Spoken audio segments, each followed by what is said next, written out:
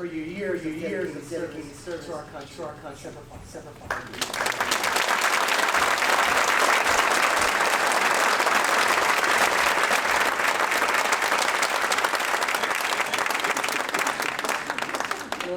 No fact from my boss time, point in time. Sure was. He retired and left. So we have USW Hall and Brothers 124 and council member Special Cash decided it was a very good idea. Our veterans come into the Pledge of Allegiance for us, and I think it's an amazing testament service, but also a testament to just we feel that our veterans are extremely important across the board want to celebrate. These will be on sale later for $50 a piece. Get gains. For dartboards. No wonder we're in a deficit. We're going to go ahead and call this meeting to order at 6:31 p.m. on it's May 1st tonight. And with that, good evening, ladies and gentlemen. I would like to call to order the City of Laverne City Council meeting for May 1st, 2023. And I welcome all of you here tonight for our council meeting in which we conduct the business of the city. And I want to remind everyone that per the city rules of decorum, all speakers, members of the audience, and council members are to conduct themselves with decorum and not to engage in conduct that interrupts the orderly conduct of the meeting. Tonight, we are very pleased to have once again one of our proud veterans, as you just met, Antonio Rios, Marine Corporal, to conduct the Pledge of Allegiance for us tonight. Corporal, if you please. Please stand. Recite our pledge. All prior military and first responders may render salute. All others, please place your hand over your heart and begin.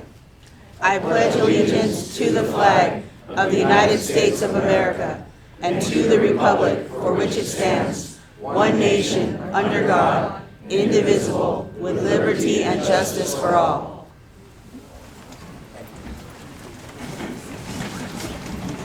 Thank you, Marine Corporal Rios. Mr. Domer, can you please conduct roll call? Yes, sir. Councilmember Castaviglia? Here, sir. Councilmember Johnson? Here. Councilmember Lau? Present. Mayor Pro Tem Crosby? Here. And Mayor Hepburn? Present. All present. Tonight we have three presentations. The first is proclamation declaring the month of May as Older Americans Month to celebrate older Americans and the key role they play in sharing their wisdom and experience that inform today's decision.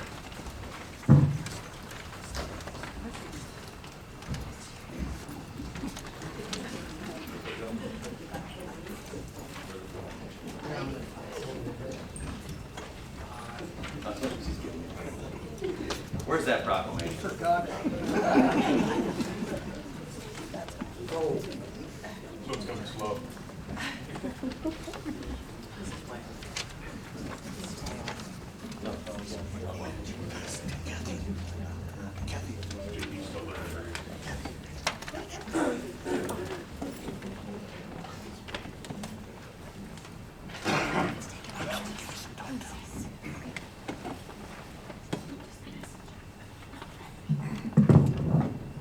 The proclamation is presented to the board members of the Senior Advisory Committee. The Senior Advisory Committee meets the third Wednesday of the month, every month, to discuss senior programs and activities at the community center. These meetings are open to the public and participation is encouraged. I'll read the proclamation.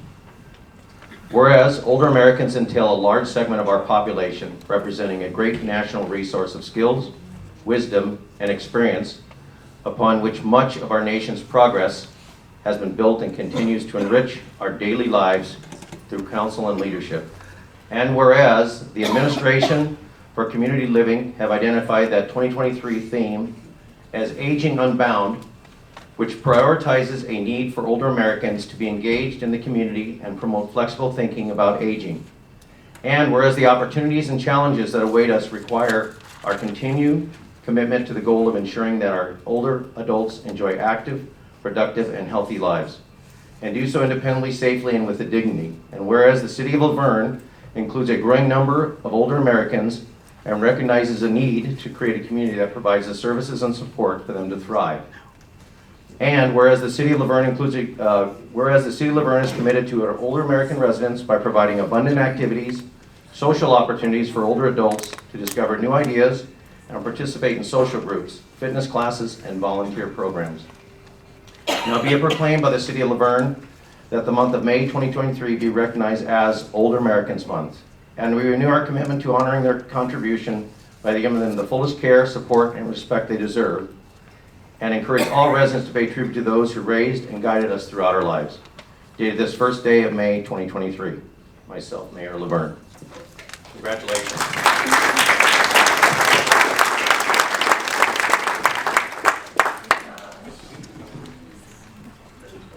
Come on up, you guys. Senior Advisory Committee, come on. Come on. I know you're not shy.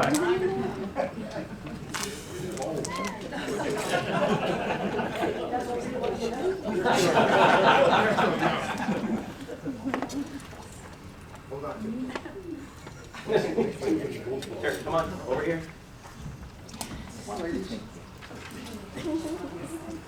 And yes, I'm a senior too, just so you know. Here, let's get you guys in there first, and then we'll jump in.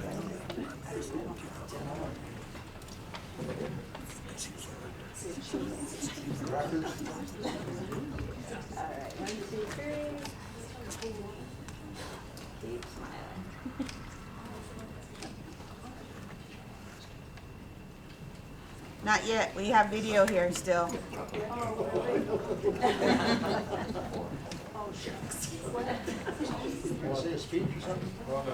Okay. All right, we're good.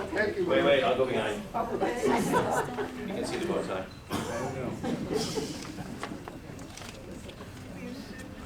Wait. Good. Video. Good. There you go. Thank you, Mayor. Here.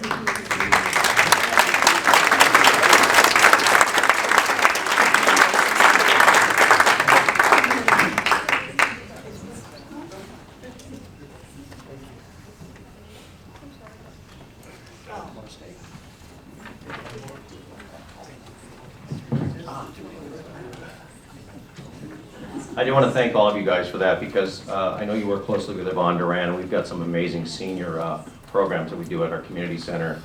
And without that, Laverne wouldn't be Laverne. And we really appreciate Community Services Director Yvonne Duran and what you guys do to make sure we focus on the things that are needed, you know, and listen to what's going on. So we really do appreciate that, and congratulations.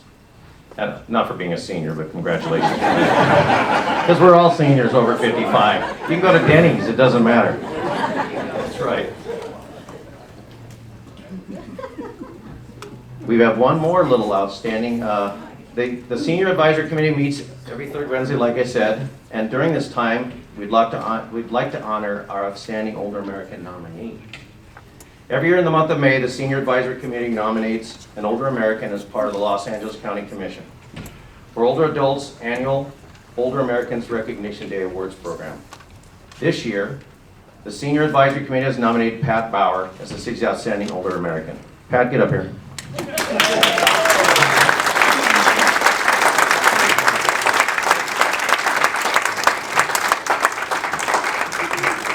This is a roast. No, I know better. The man can speak, no question about it. And his wife also. He's an amazing man, because every time that we've had any functions over the number of years, we go by Heritage Park.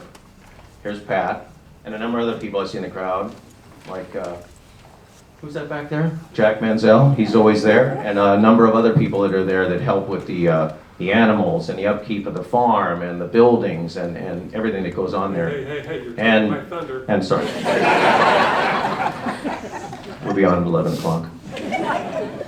Pat has been a Laverne resident for 16 years. He served over 4 years in the Navy. He attended Cal Poly Pomona and graduated with a bachelor's degree in business. He worked at Coca-Cola working on IBM 360 series computers. Yeah, I know. But seasoned well.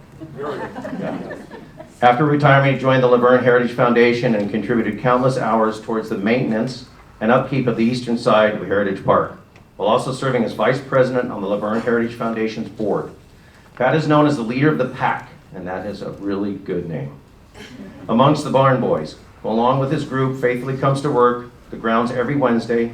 Pat is instrumental in various special events that utilize Heritage Park. I have my certificate there somewhere, guys. We have a certificate though, don't we? Come on up. And you, what office are you with? I'm with the Office of State Senator Susan Rubio. Susan Rubio, come on up. All right, good evening, everyone. My name is Alex Albanesian, and I'm with the Office of State Senator Susan Rubio. I will be the field rep for Laverne. The city is new to the Senator's District, so we look forward to working with local electeds and to serve you all. So thank you very much. And with that, on behalf of the California State Senate, it is my honor to present you with a certificate in recognition of your dedicated community service and contributions to the city of Laverne. I commend your outstanding work with the Heritage Foundation as Vice President, and your dedication in promoting civic engagement and being a helping hand with Laverne residents is truly amazing. Congratulations.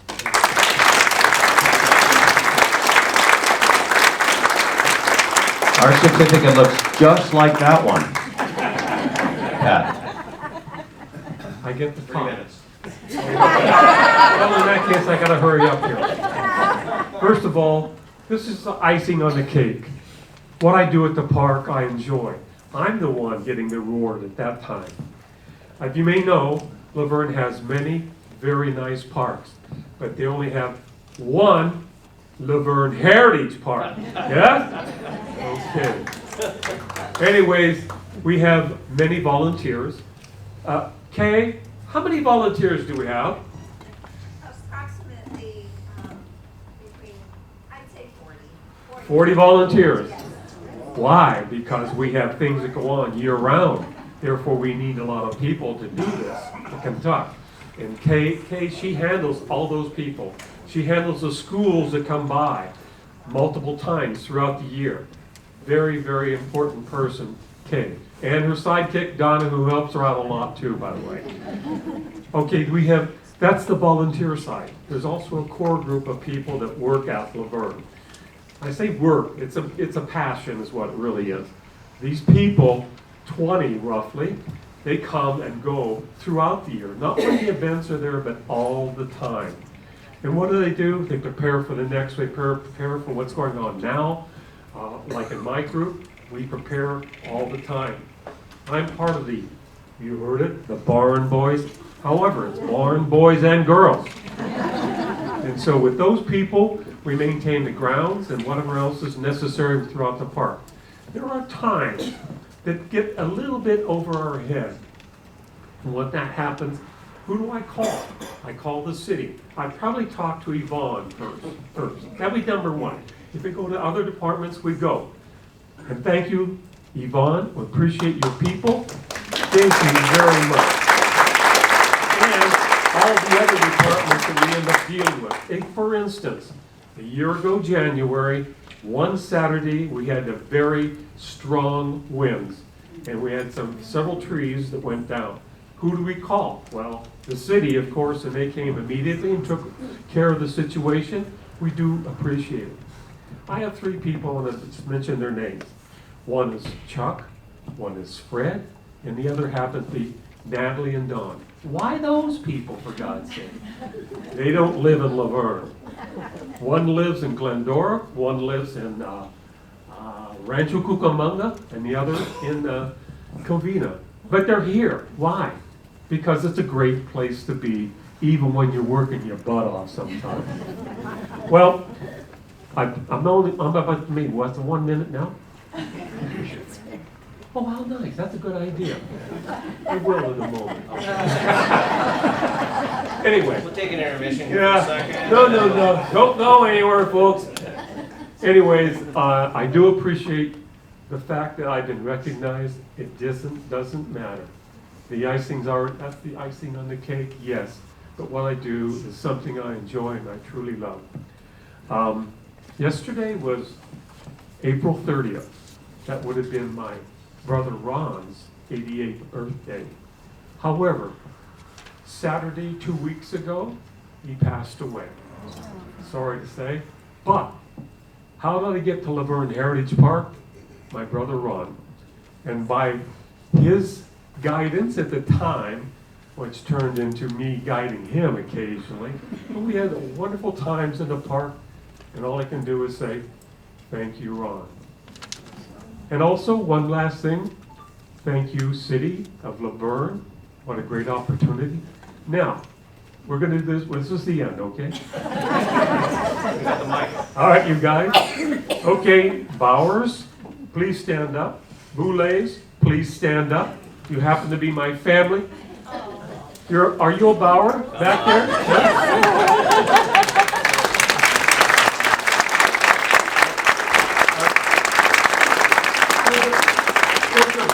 A, B, and C. A, B, and C are triplets. I know, they all look a little different. That's the way it goes. Next, I have the other part of my family. The other part of my family is Laverne Heritage Park. Can you please stand up? Don't be shy. Hey!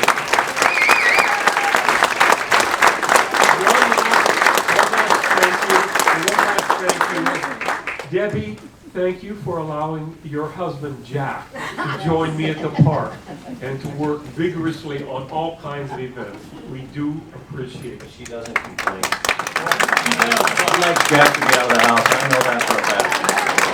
Actually, I think it's the other way around. I'm done at this point. So No, now and what? here, look at this wonderful certificate that just happened to pop up. Thank you. On behalf of Laverne, we're extremely proud of you. We're extremely proud of the Heritage Foundation and what you guys do, because it is an awesome place. It really is fun to go there with the tractor running and all the animals and all the fun things for the kids to see. We did our first Easter egg hunt this year with 4 different shifts. Very It was an absolute success. Without the Heritage Foundation and that wonderful orange groves, it would not have been. And so thank you guys again very much. Thank you, Pat. Congratulations.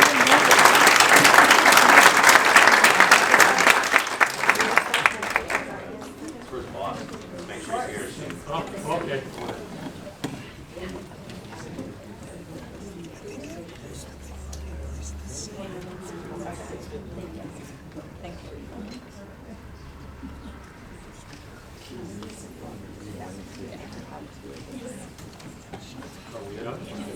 Thank you.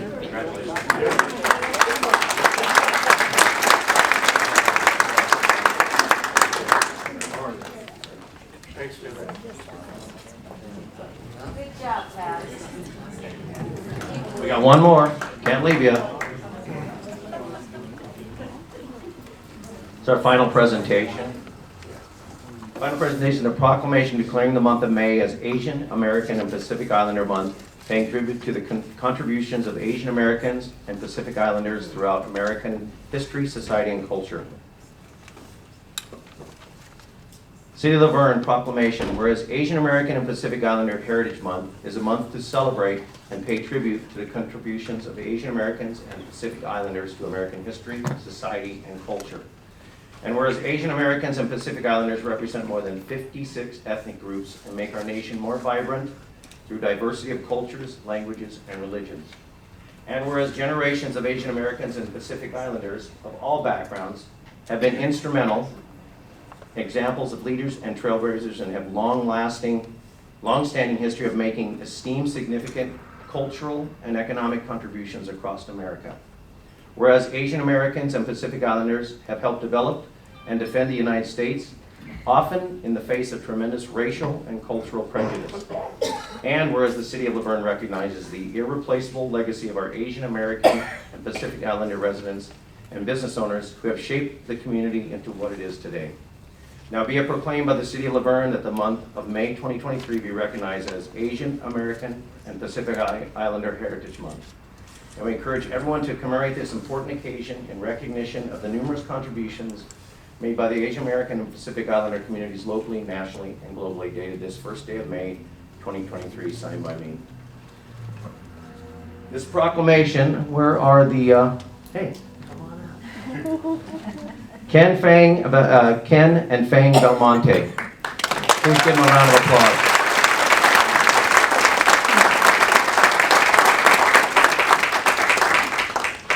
The Belmontes have been deeply involved in the community since they opened their restaurant downtown Laverne in 2018. They donate to the local nonprofit groups, including the Chamber of Commerce and the Canine Foundation. They participate in the city events, including the Sip of Laverne. You've got a long rap sheet here, you two. Wine Walk, and this last Saturday was the Wine Walk, obviously, and other annual events like the Beer Walk, Taste of Laverne. Cafe Wing also hosts the monthly Old Town Laverne Business Improvement District meetings. These efforts done by Cafe Wing truly exemplify the pride of Laverne. We wish them well for their continued success.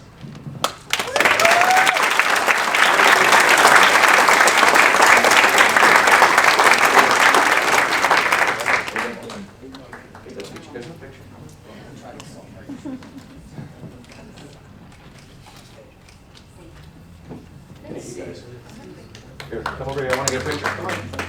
You know me, social media.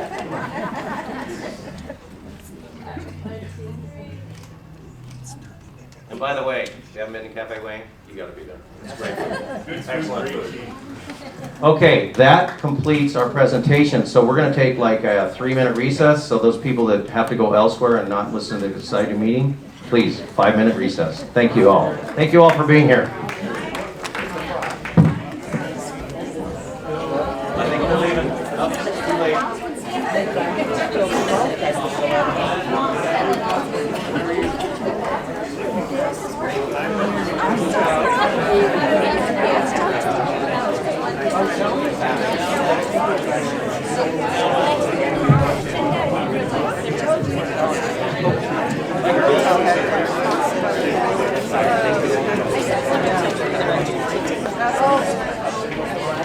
Hector! If only I'd known we could spread out. You can't now.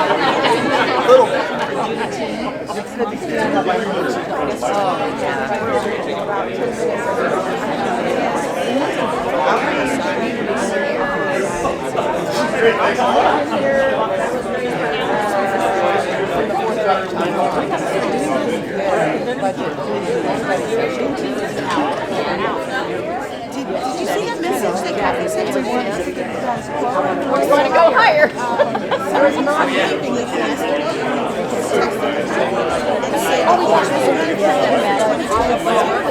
Does take that one on the page, but it has June 2 on the calendar. That's why it's been concerned a little bit.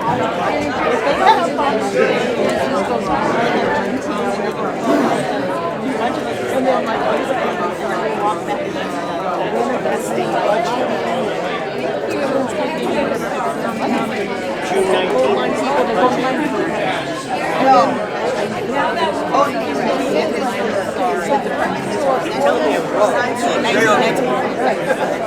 I jumped the budget. Yeah, that's gonna be. You don't know. Why would I not? Steve said something about. Everything okay? Steve said if we don't spend it, Randy's gonna sell her house eventually, but I've just got to lock up right now. I just don't want to deal with all that stuff. But anyway, the first phase is done. But anyway, we were saying. I was just saying that Steve was saying, well, if we got it to spend, we should spend it, because if we don't, then, I know what you're saying. Good to see you.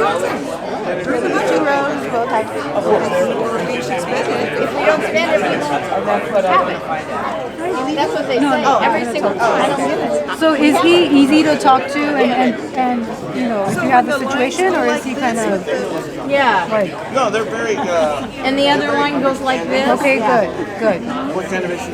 No, just in general, I wanted, since he was here, I wanted to Get it get in the his card rear. and his information, because if we ever need, if we ever have an issue, I can send him an email or call him, you know, since he's representing our city, or he's covering our city.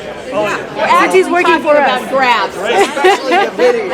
Okay, that's true. I thought, because when you said that, I was like, oh, maybe he knows him in a different way, like you knew him personally. Well, they want to walk to their office, $3,000 votes. What are they going to do? You know, they're going to have proclamation. What did you take them the votes for? For this recent situation? Oh, okay. Okay, good. And what did they say about that? They're very accommodating. Okay, they have to be though. Yeah. You know we'll have a seat when we come No, I back. just wanted to grab his contact before he left because I wasn't sure. That's what you need to do. Yeah. You're going to become aware of a lot of representatives in the next 3 or 4 weeks. I'm going to bring Oh, okay, good. And since I said, everybody free. We should. We need to. Well, also, it's so good to have you guys. Like, I haven't been involved in a while. I used to come for the 5G stuff, and then I had to take care of myself for a little bit, and I'm like, okay, I gotta get back into the meetings, and then things were pretty calm for a while, but now there's stuff happening again. Well, like I said, looked up and I said, hello. We wouldn't even know. Yeah, nobody would have. It would have just passed without no one knowing. I think that's bullshit that they could do that without not telling anybody in the city. How the heck does that happen? I'm sorry. Because the state of California's gone to hell. That's why. So. now that we're aware, Yeah. now that more people are becoming aware, Yeah. Yeah. Because he told you knock out one leg, it's harder to change. Right. You knock out 3 legs. And what sucks is that all the other ones are no bueno. Like, they're just all. Well, police are pretty much your head professional. Yes, for sure. She's the worst one. Yeah, well, we'll see what happens, but we'll be involved. prevaricator.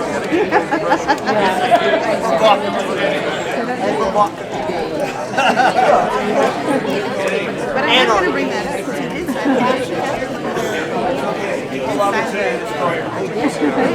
She has it on the screen, and Rich says that you can do a printout of everybody that signed that online petition. Yeah, no, she has it. She sent it to us. Can you post it? Well, I'm going to talk about it tonight. Yeah, find out. No, Claudia. I guess we're supposed to sit around watching the camera. Claudia did.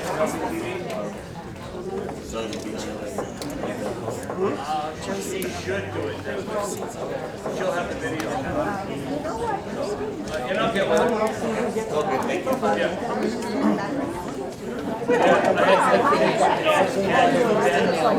We're ready to start up again, guys?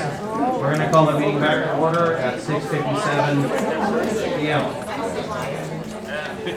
With that, we move to announcements of upcoming and community events. I know we have a number of people. I'd like to say something before we start. I know we have the Fairplex ready to go, and we'll do that in just a second. A statement on 740 Foothill. I know that that's been a real interesting subject regarding the 54-unit, 5-story building in an unincorporated area of San Dimas on a postage stamp lot. I want to thank everyone who showed up yesterday at the community rally to oppose the county's housing project proposal located at 740 Foothill. Your concern and opposition are supported by this council. For those wishing to speak about the item tonight, you can do so during public comments as there is no agendized item at this time. However, I want to let you know that we plan on having a letter of opposition for consideration on our May 15th council meeting, just as our colleagues in San Dimas are doing at their next meeting on the 9th. When this project was unveiled to us 2 weeks ago, I want all you to know that the two cities, through their city managers, began dig deeper into the proposal so that when the time came, the cities could best situated to take appropriate action, even though state law completely usurps our ability to take any action on this project. I'm sure each council member will provide a comment on this item, but we cannot discuss it tonight. That is what the consideration of the letter of opposition will allow for us to do on May 15th. Thank you all. With that, Natalie Tedez, did I say it right? Yes. Ah, very good. She's from the Fairplex to discuss the LA County Fair, which is, I'll let you talk, come on. This is your. Hello, everyone. Did you bring free tickets for everyone in the room? Oh, I gotta talk to your boss. Not free tickets, but $1 tickets. Hello everyone, my name is Natalie Chindas. I'm here in representation of Fairfax tonight and the LA County Fair. Lovely to see you, Mayor, Council, Laverne community.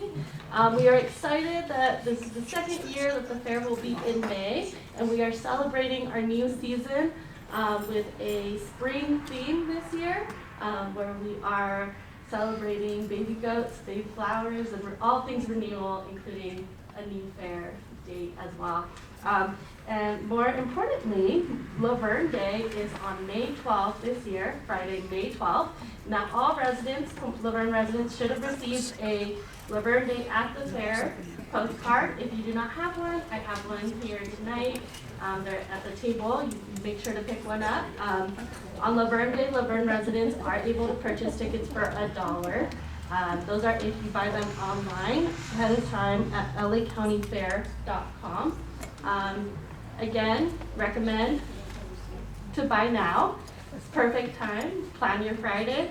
The day of online, they will be $8. And if you do buy at the gate, they are $10. Still cheaper for Laverne residents, but the best deal is if you buy ahead of time. This year at the fair, there's a lot of new things to see, and especially I'm excited about, we're partnering with LACMA to have a photography exhibit at our Millard Sheets Art Center. Our baby animals will return. Thank you to our partnership with Cal Poly Pomona. So please come out and pet a baby lamb, which I do on my lunch breaks. So, best place to work. So we hope to see everyone there, and I hope you're all as excited as we are for fair. Thank you. Thank you very much. Robin Carter.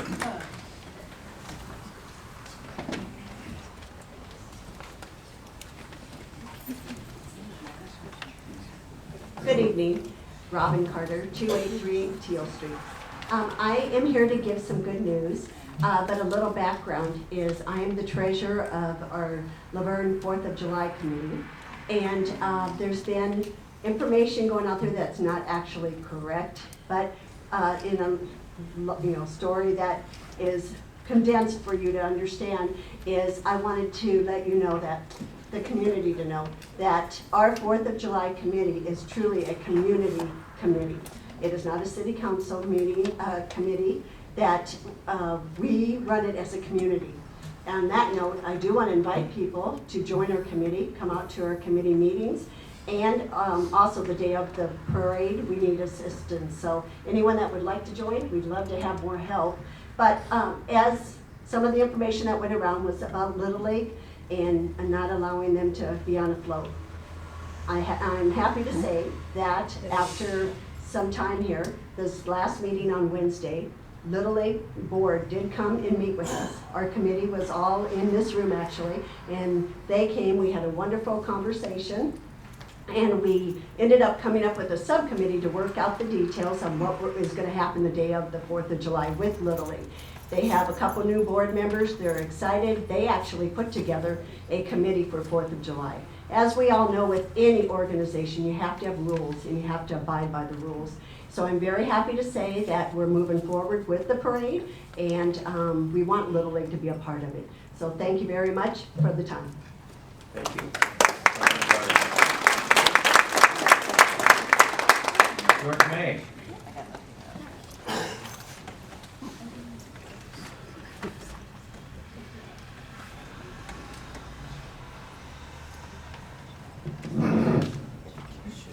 Good evening, Mayor, council members, city staff, and residents. I actually have a crowd for the first time. I'm going to mention, actually this month, we are starting to accept applications for our annual summer discovery program. So we're accepting volunteer applications. So we're looking for teens ages 14 to 18. So this is a perfect opportunity for any kids, teens who want to get their community service requirements, school requirements out of the way. It's an opportunity to try something different at the library, to assist the library. So if you have teens or you know teens who would be interested, please have them come over to the library to fill out the applications. And the Summer Discovery Program is going to run through June 1st through August 13th this year. We have 3 programs. I mentioned one of them last meeting, and this program is tomorrow, Tuesday, May 2nd at 6 o'clock. It's Sushi for Beginners with Chef Andy Matsuda. He's going to be covering some of the more popular sushi dishes. So at 6 o'clock, it's 18 and up. So please come on. Usually when we have a food program, people show up. Even if the sushi's not pretty, they're still gonna eat it, right? Okay. Yes.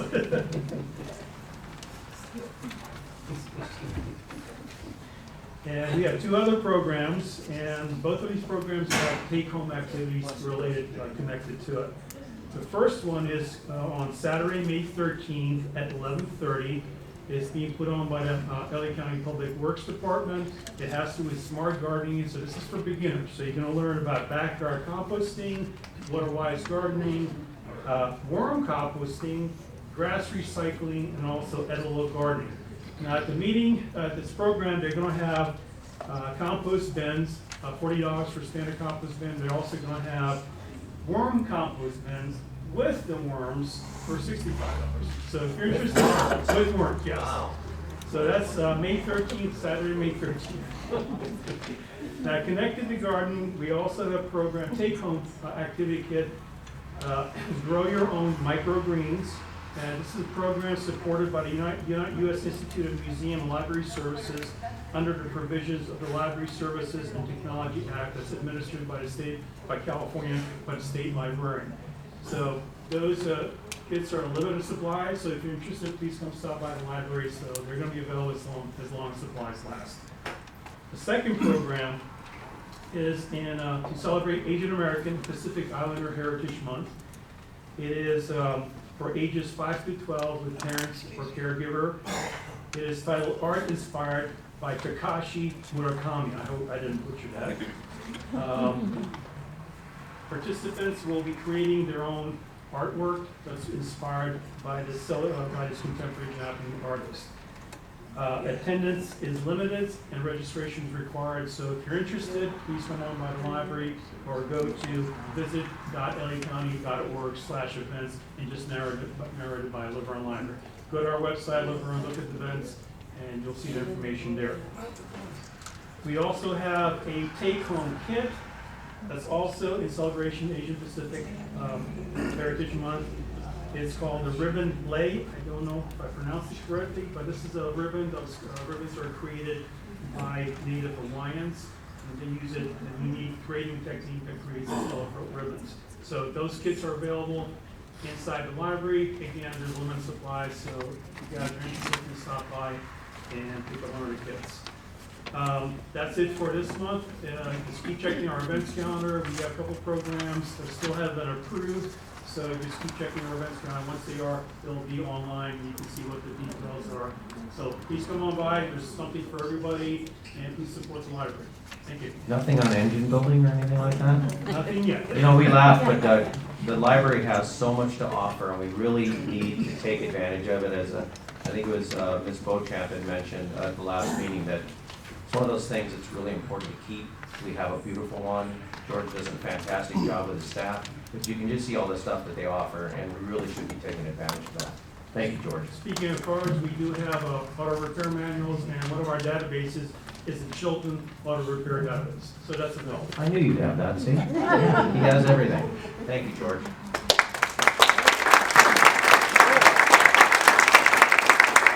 Very good. We must get clear.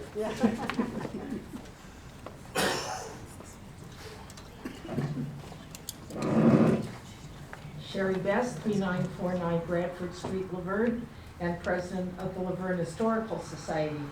So while we're on the subject of gardening and while we're on the subject of the LA County Fair, I will put out some flyers from the Garden Friends, which is a group of people in Laverne, San Dimas, Claremont, Covina. We have people from the South Bay. We meet once a month, and our garden sale is June 9th and 10th.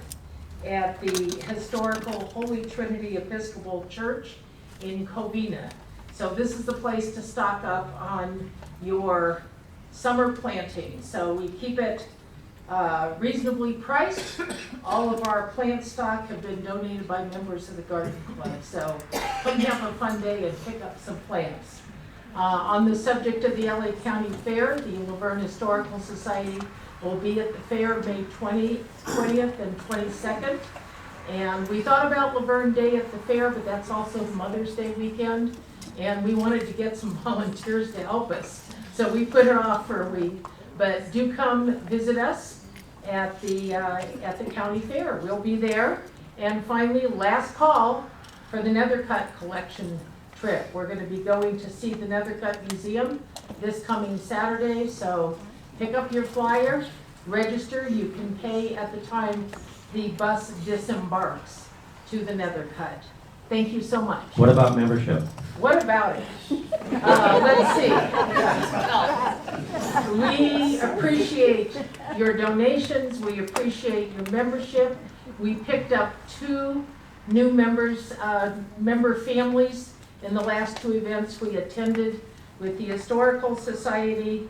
And one of the families owns the very iconic and unique Samuel Overholzer house that's on Park Avenue, and we're getting ready to go over and meet with them on the 16th, talk about their house, view their house, and I'm going to try my darndest to hit them up for a home tour. So I have plans for them, maybe more than they know. But we met them, and we also met a wonderful family who got a lifetime membership after meeting with us for just a few minutes, and they bought a little house on Bonita Avenue, which they are completely restoring top to bottom. They put on a new roof so they can keep it nice in there, but now they're going to be working on restoring it, and we hope to follow that restoration from the beginning to the end with pictures and then talk about that restoration in various editions of the newsletter. So if you want to join the Historical Society, it's $20 for an individual membership, $25 for a family membership, or $200 for a lifetime membership. So come be a lifer with us. Or donate anything you wish for the truck. Oh, yes. Is that correct? Yes. How are we doing on the truck? Well, we just made over $1,000 at the community yard sale. There you go. That bought us the intake manifold. And let's see, what else? We're buying piece by piece here, so $100, $50, yes. it all goes well. And it's all, we're now into the final parts that are all multiple hundreds of dollars each. But they're coming. And the truck has the engine on, the transmission is on, and it will be rolling in the 4th of July parade. So come out and see our truck. There you go. Thank you so much. Any more announcements on upcoming events anybody wishes to speak on? Come on up.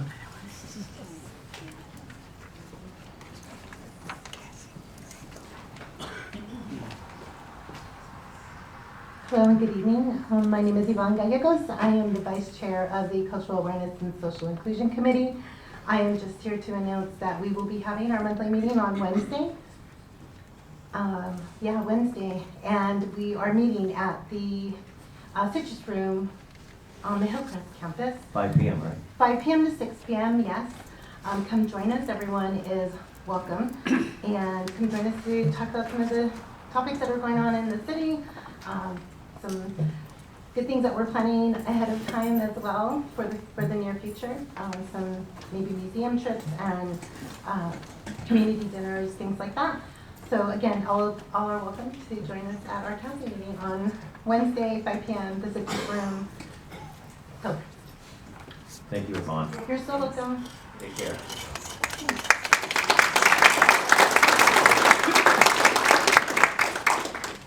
Ms. Bochan?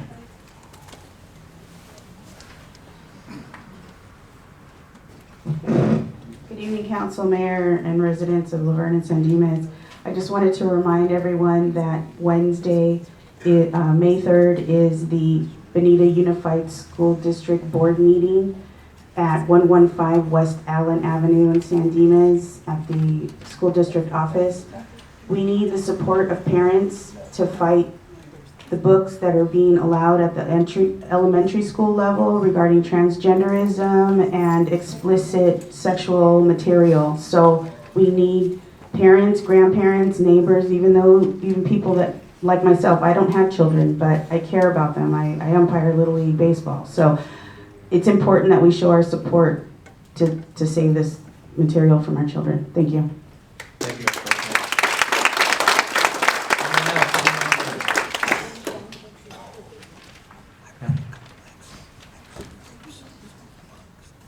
Are you gonna ask for more money? No. I'm pushing it. Thank you, I appreciate that. Kathy Kalusek, 3rd Street. And I know sometimes Mayor Hepburn announces this, but this Wednesday morning from 8 to 11, Sowing Seeds for Life will be having their drive-through food pantry. They do it on the 1st and 3rd Wednesday of most months. So that'll be both of those days, 8 to 11, it's a drive-up.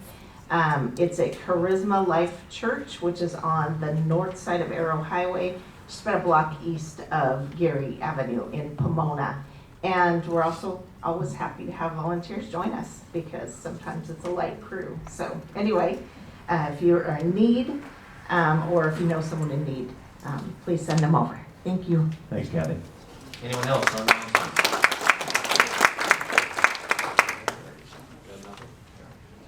We're going to go ahead and close. Oh, go ahead. I have 2 announcements.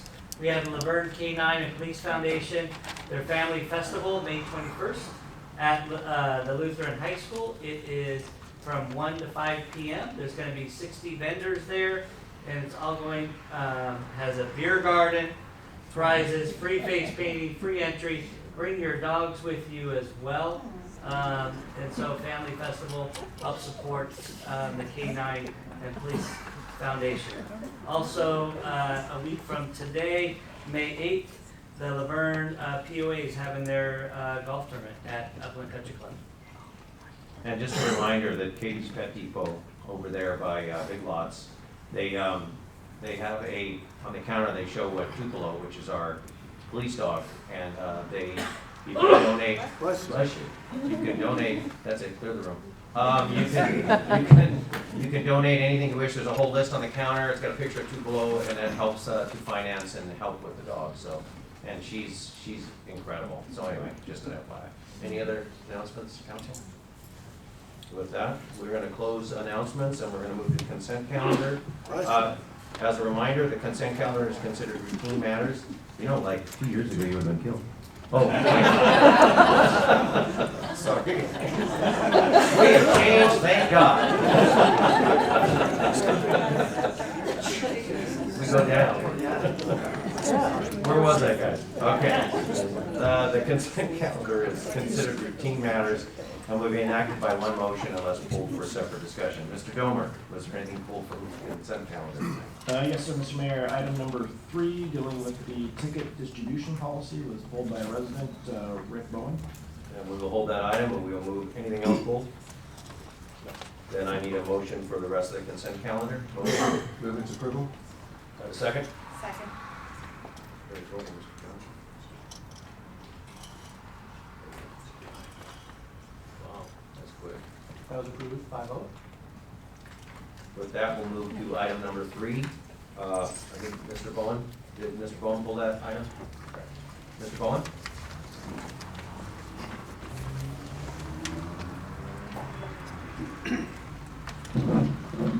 Good evening, Mayor, Council. I'm glad to see this report come out. A few years ago, we had an instance, well, a few instances where city vendors were giving gifts to council members, the city manager, as well as the city attorney. So I love the fact that you're going to put some limitations on this. One that I would hope you might recommend as an addition is that no contracted city vendors are allowed to give gifts to city employees and or council members because there's obviously a conflict of interest. So, thank you otherwise. Thank you, Mr. Bowen. With that, back up, motion on that item. So moved. Second? Second. Vote please. Motion carries.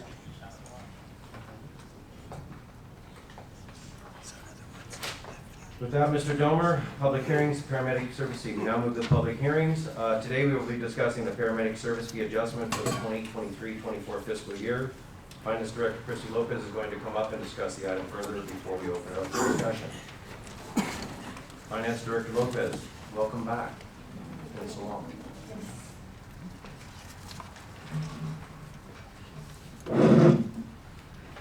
Good evening, Mayor and City Council. Today I present to you a report on the paramedic service fee adjustment. In November of 1980, just to give you a little bit of history, voters approved this fee to be used for the administration, paramedic, and ambulance services in the city. In the ordinance, an adjustment to increase the fee based on the October CPI is a provision if needed. Based on the current expenditures identified in the 23-24 budget as related to this service, the CPI increase of 7.5% has been identified as necessary for the revenues to keep pace with the expenditures. It is anticipated that the 7.5% increase, which equates to a 44-cent increase per month, will generate roughly $7,000 per year. In closing, staff recommends that City Council adopt the paramedic service invoice increase to increase the fee from $5.91 to $6.35. Thank you, and I'm available for any questions. Thank you, Mary. Thank you very much. We're going to move to public comment and answer questions. We're going to go open public comment on this item. Does anybody wish to speak on this item? Ms. Beauchamp.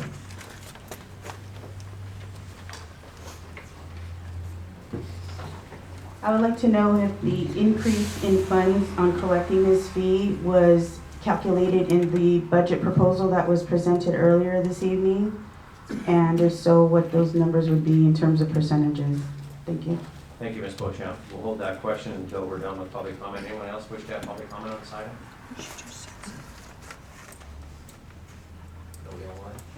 We're going to go ahead and close public comment. We're going to move it up to the dais.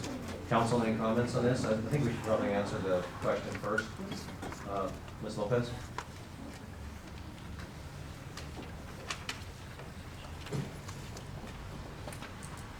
Yes, this was included in our anticipated revenues and for the 23-24 budget. And the increase is 7.5%, which is based on the October CPI. As far as percentage, I'm not sure what related to, I don't know the exact question of percentage. It is 7.5% is what the increase is. Thank you very much. Council, comments? Mr. Johnson. Just a quick question. I see that we're adjusting to CPI, and the heading for the CPI is Consumer Price Index for Pacific cities and U.S. city average. Are we in fact using a broader scale than just LA County, Long Beach, and Anaheim, or? No, we are using Los Angeles County. Okay. Yes. Okay. And the increase over that 1 year from October to October is at 7.5%. Very good. Thank you. Just wait. I will. Yes. Any other questions? Yeah, Councilor Cat. Thank you, Mayor. When was the last time you've seen this increase? This is generally increased every year. Every year? Yes. Mayor Pro Tem Crosby. This service is essential for our residents, and where ambulance is then is free to our residents, I think it's a good insurance policy for our residents now. Councilor Lott. You're going to just say ditto? Ditto. I would have to agree. I think this is a wonderful service that we provide, and we do a really, really good job, especially now with our new AO program and our ambulance operators. We're not only getting funds from other cities. So this pays for that, but also we get reimbursed for cities when we go out with our ambulances, which we are using more and more. And I will a testament to Chief Nig with his new automatic catering with Los Angeles County. It's been proving to be, we help them, they help us, And I understand that we're helping them a lot. And so with that, and also with outside agencies that we're helping with the ambulance program, it's been really good for us. So with that, thank you. Thank you. Director Lopez. With that, we'll accept a motion. Second? Second. Vote please.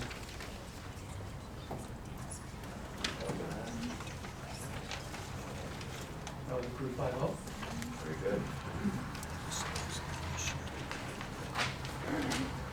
Other matters, active transportation, Mr. Gomer. Thank you, Mr. Mayor. Last week on Monday, there was a adjourned regular meeting in which 6 applicants for the Active Transportation Commission meeting were interviewed.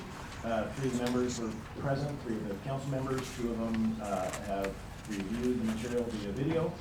So tonight is the appointment of those positions. There are 2 vacant positions on the Active Transportation Commission. So at this point, it is expected that there would be a nomination for a person. If that person is seconded, then a vote taken, and we will do that until both spots are filled.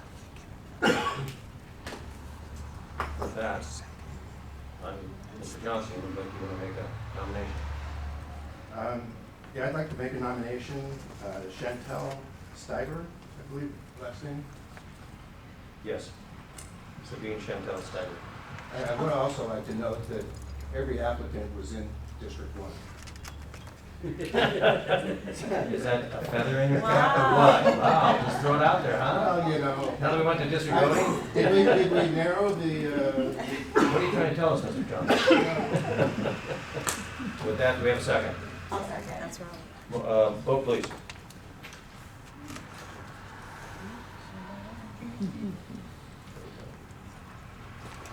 That was approved by vote. We move to the second applicant. Do we have a motion?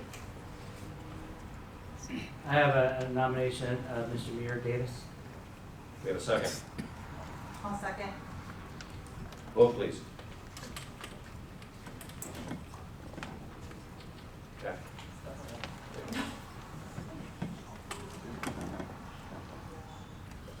That motion did not carry, 3-2, with Lau and Crosby approving. We move to the second one. Do we have another motion for a second applicant?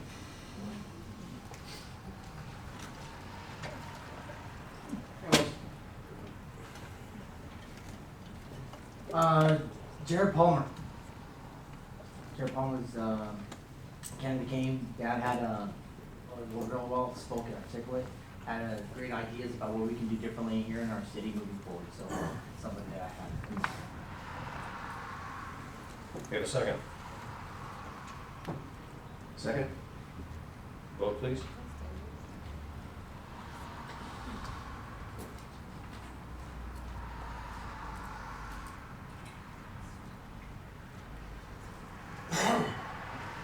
And that is approved 4-1 with Crosby dissenting.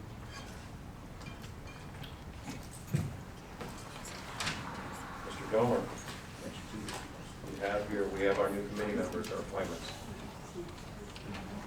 Thank you, Mayor. Thank you, members of the council.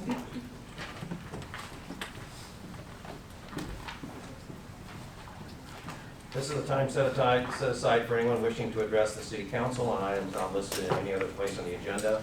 Under the provisions of the Brown Act, legislative bodies prohibited from taking or engaging in discussion on any item not appearing on the posted agenda. However, your concerns may be referred to staff on a set for discussion later. You can email your public comment to the Assistant City Clerk, which will post. Your public comment will be shared with the council, included as part of the permanent record. We have quite a few people here tonight. We'll try to keep that to a 3-minute discussion. With that, I'm going to open up public comment. Anybody wish to speak on public comment? Thank you.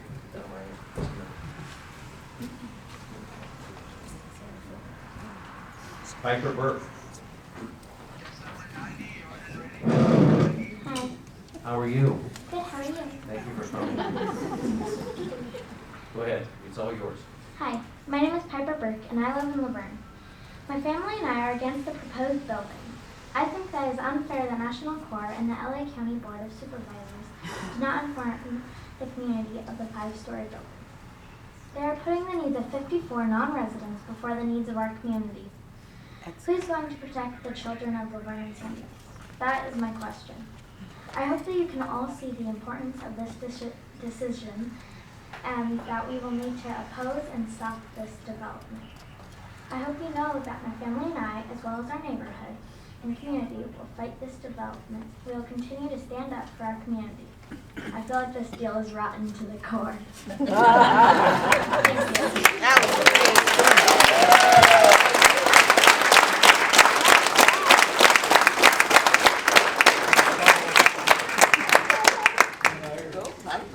You're in my district, I'm in trouble. Mr. Johnson mentioned about District 1. You know what, I really appreciate you coming up and really speaking. You did a fantastic job, so that's one other round of applause.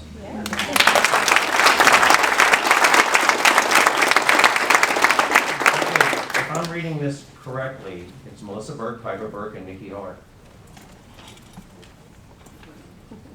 You gotta do it together. She's gonna take it. Good evening. Good evening, Mayor and council members.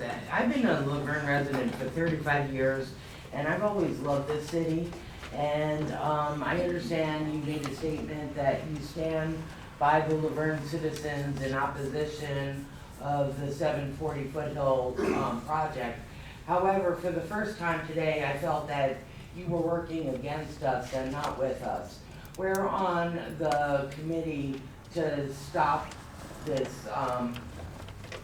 project, and you came into our community today and targeted us. And I paid out of my pocket for signs to be posted throughout the community, and they were picked up by the city today. And I take that as a smack in the face. And I thought that they were picked up by people who were against the project. And I called the city to find out if they were picked up. And Public Works said, you know what, let me check. And she called me back and said, you know what, yes, they were. And they came back and brought them to my home. And they said that they were on city property. They were not on city property. They were realtor-sized signs that stick into the dirt. So they were not on the sidewalk.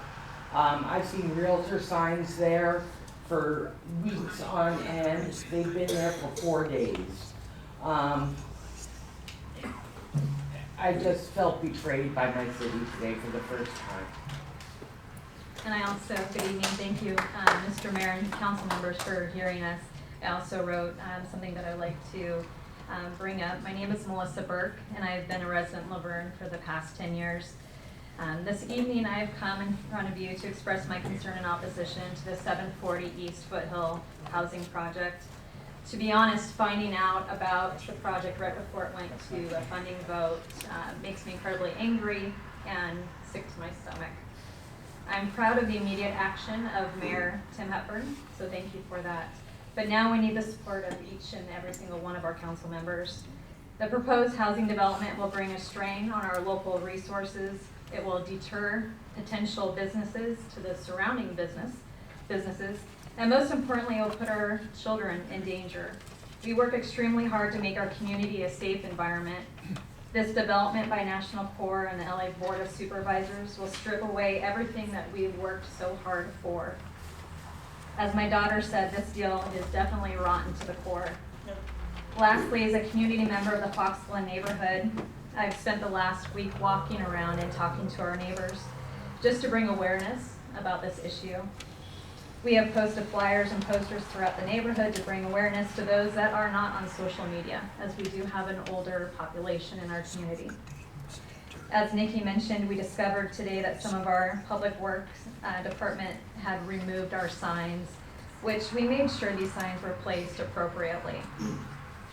Lastly, I'm proud of the 400 plus Laverne and San Dimas residents that came together on Sunday at the San Dimas Canyon Park to oppose this development. However, I am sad that we did not have representation from our own city council.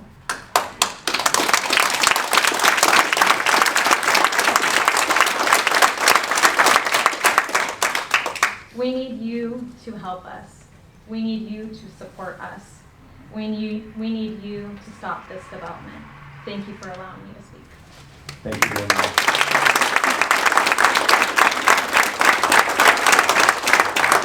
John Hubble.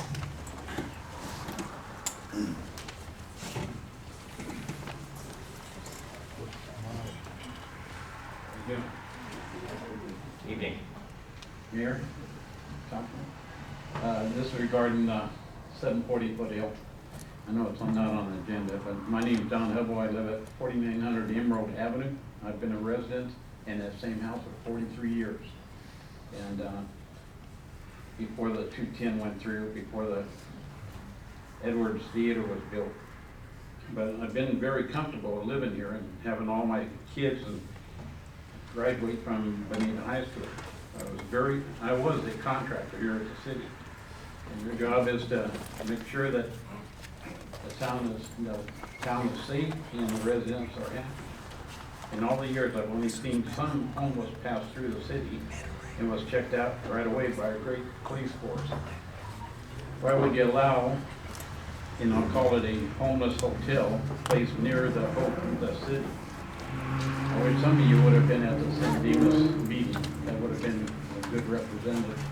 And I know you talked about it at the beginning, and I just want to ask you guys to stay on top of it. Thank you very much. Thank you, John.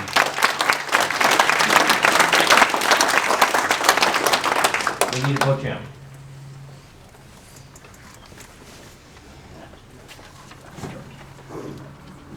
All kinds of stuff to talk about. Okay. First of all, I would like to request that the city council, the awards that are presented to the veterans who do, that lead the pledge, it should be an official part of the meeting. It's not recorded, and I think that they deserve the respect and the recognition through their service to our country. It should be part of the official meeting. So I'm officially requesting that, and I will put that in writing to Mr. Verne. Number two, I would like to thank everybody from the city, the police department, fire department, public works, community events, and everybody who had played a part in the Heart of the Foothills event. Unfortunately, I wasn't able to attend, but my neighbors and other people that I spoke with in the community absolutely had a great time. The pictures were wonderful. It was really nice to see our community participate in unison. There were no issues at all. I mean, it was just, everybody was happy, the weather was wonderful, kids on their bikes, families. It was a really, I think, a perfect representation of what the city of Laverne really is. Number three, I would also like to thank Community Development Director Eric Shearer, as well as the Planning Commissioner Chairman Jason Simison. I attended the Planning Commission meeting last week, and unfortunately, well, not unfortunately, but I umpire Little League Baseball for boys and girls fast pitch for girls. And so I was umpiring a game in San Dimas and wasn't able to attend at the start of the meeting. So I arrived late, but Mr. Shearer took the time to explain something that they had already gone over and answered my questions, as well as Mr. Simison. And I really appreciate that open dialogue and communication, rather than just say, oh, you can watch the video when it's released. They took the time to answer my questions, and that made me feel like I was important, my opinion mattered, my questions mattered. And I really wish that this council would do the same by putting the 740 East Foothill on the agenda so that it could be properly dialogued between the residents and the council. San Dimas put it on their agenda. Their meeting is next Tuesday, May 9th at 7 p.m. As Nikki explained, I feel like this council kind of left us, they ghosted us. I mean, Mayor was great by notifying the residents about the project, by doing his minute with the mayor, but nobody did anything else with the exception of Cash. Councilmember Cash signed the online petition, and he is the only one who has done so. I really wish that the council would write a letter, as you explained at the beginning of the meeting, just as you did when we were fighting the camps after Rob Page.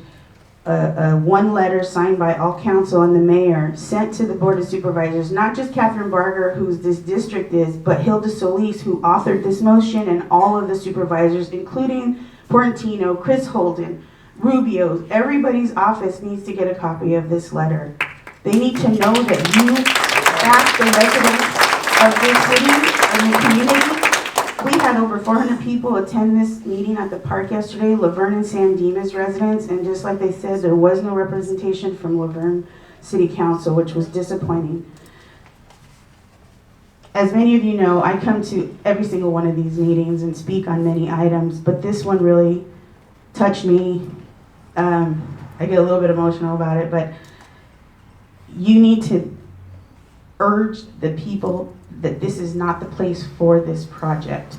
The fact that they want to have a resource center at this place would mean that people who don't even live there would be coming for services. 54 units with only 19 parking spaces. You know very well they're going to start parking on the Fox Glen Greenbelt right there on that street and blocking their driveways, blocking the way for them to get out on the baseline. It's just not a positive environment. Not to mention that you have the Montessori school and the therapy school adjacent to these projects and the Olives Market. These people, you know, saved up to start this business with the potential of doing it long term, and that is being robbed out from under them. And so I think you really need to think twice about, I know that the city, it's out of your jurisdiction, you don't have any voting power on it, which may be the reason why you didn't put it on the agenda, but I think that having it on the agenda would have at least sent the message that we care about what your opinion is, we want to hear from you, we'll engage in dialogue. Lastly, I think that we all know that the cities have to have economic growth, but bringing that to our city would be a detriment to that, because City of Los Angeles will be hosting the Olympics in 2028. They need to clean up those streets, and don't think for one moment that they will not put those homeless people that are out on the street into that project and living there while they're hosting their events in LA. And you know, National Corps, they're not a reputable company. Why does the city or community want to do business with them? They've been accused of fraudulent contracts working with other cities out in the Inland Empire. So I implore that this council and mayor, please, that letter needs to go out sooner. It's supposed to be on LA County Board of Supervisors' agenda on May 16th. Doing it at the next meeting, having it less than 24 hours before that meeting is not helpful. We need to have that letter sent tomorrow morning. Thank you.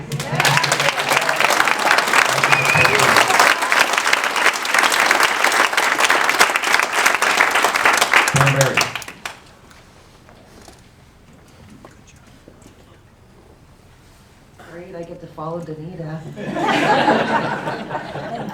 Well, this has been a whole lot of stuff in a really small amount of time. And I was thinking the other day as I was doing something in the house about the what ifs, and if that building was there, or even just the construction phase, and what would it look like? I mean, I already figured out what it would look like visibly because I took a picture and I imposed it there. And it was massive next to that little Montessori school. And it was just thinking of the people behind it who have their backyards and their pool and they've got their barbecue area, and this would be, they probably, certain times of the year would be in a shadow, but what I thought of is that street is often a pretty busy thoroughfare, morning and night especially, but if there is something going on in the 210, it is one of the main arteries to try to get through. It's not that big. There's no sidewalk on the south side. People coming in and out of Fox Glen, sometimes it gets really dicey. But then I thought about the potential residents of that building. And as some said, they might be parking over on the other side. Well, then what are they going to do? They're going to walk right across the street. They're not going to go down to the next crosswalk. They're just going to walk across the street. And it's going to be very dangerous, especially when you're coming up over that little rise from Laverne and you hit the afternoon sun in your eyes. You don't see what, sometimes it's hard anyway, but you're not expecting people to be coming across the street. Thinking of the if they only have a few parking spots, a lot of them are gonna be more pedestrian, gotta go get the bus, or gonna walk somewhere. They're gonna have to walk a good mile to the grocery store if they're gonna go there. Or they're gonna go hang out at 7-Eleven or something. But it's just a dangerous place. And then if you've got, they said bike spots, then you got people with bikes going across the street. Or you can't even really go on the roadway because there's not enough, the lanes are just pretty small. There's no real parking area along there. It's just not a good place for it. It's out of place. I looked at the plans of the building. It's kind of laid out like a U. So you've got, you know, a couple of stairwells on a couple sides and one elevator that I saw at the top of a U. So if you've got these residents in there, and some of them are seniors or veterans, and I just was thinking about, what if we lost electricity? What if there was a major earthquake or something? There's no elevator left. And that population is not going to be doing well going downstairs. So there's just so many risks in this design, in the placement, not to mention our services of police and fire, or San Dimas's services, you know, being pulled into all the calls, because a lot of these places that are just like packed in there with any kind of special need, they get a lot of calls. So I just think it's not a good idea at all. Thank you. Agree.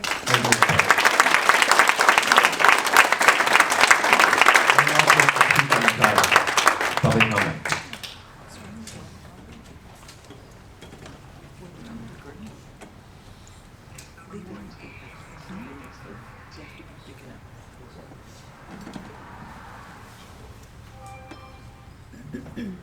How are you, Jeff? Jeff Bassler, Essex Avenue. Want to speak on the same topic. Want to commend Mr. Hepburn and Mr. Domer for putting in your minute, and today's city manager newsletter had it on the front page. But you guys are just mentioning that it exists. A little bit of awareness. There's not any impetus that you even care that it's going to happen. It's just, by the way, this is something happening this week.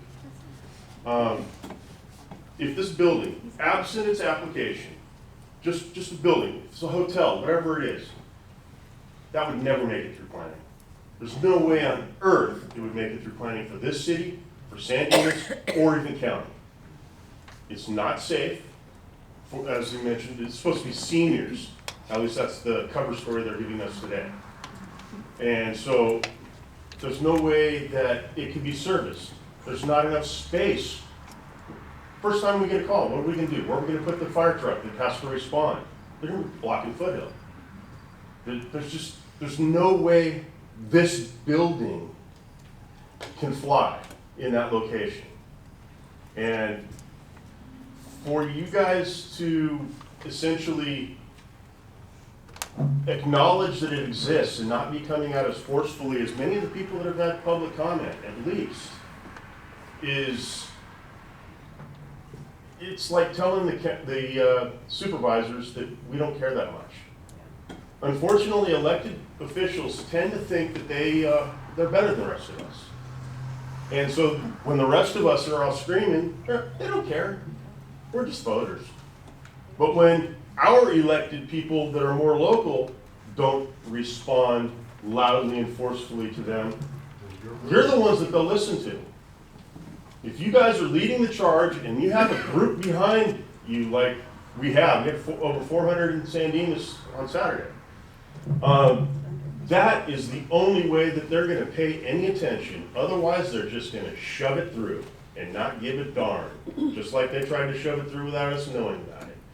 And so if you guys, Mr. Domer and the rest of the council, if you guys are not all in one, going to them and clearly stating this is not an acceptable project for where you have it proposed, we're not going to get this stopped. It's not incumbent upon the citizens of Laverne. You are our representatives, and you are who they will listen to. and you get your credibility from us backing you. We don't get credibility from you guys. We need you guys to be on the front lines. And Catherine Barger has aspirations for higher office. And if ground breaks on this, we need to make sure she understands her career is over. Those of us who are going to be imposing this, if you let it happen, we got to make sure we impose something on her. And we need you. You mentioned her in your your minute with the mayor. My comment right after I saw that was, boy, did he pull punches on Catherine Barger. We need to make sure she understands this is not acceptable in our community. We don't have 54 homeless people in Laverne and San Dimas. That means they're bringing them in. That's right. And if we absolutely had to have this facility, that is not the location. There's only one location. I'm busting my head trying to figure out if we had to be stuck with this, where would it at least fit? And the only location I can come up with is where that pottery factory used to be south of Barrow. At least they'd have parking. They'd have bus service right to the Metro Rail, and they'd be able to go to wherever they need to go. Or they'd be able to have, that might work. Anywhere else in Laverne or adjacent to it, not a chance on earth of that having a fit in our community. And we need you guys to lead this charge. We're here to back you, but we need you guys in the front lines. Please.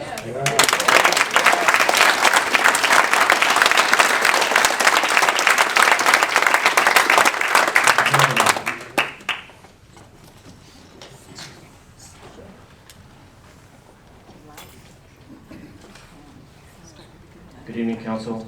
I wasn't originally planning on being here tonight, but I came from out of town to be here just to speak because I wasn't sure that you would come through to put it on the agenda. So I'm glad that you are, so thank you for that. But I just wanted to take a couple points of information because I think the issue is much bigger than just this project. I read this response from, I think, city staff to somebody in the audience. It was, this is a state-regulated project in which the state has intentionally limited city and county local control over what the development will be. I also noticed, Mr. Mayor, that you used the word usurp, usurp our power. So something that the audience should know, that we should know because we're giving up our city, is in 2020, Gavin Newsom, our governor, signed 41 housing and homeless bills, okay? 40 were supported by Democrat Party, not making a judgment, but I'm giving you stats.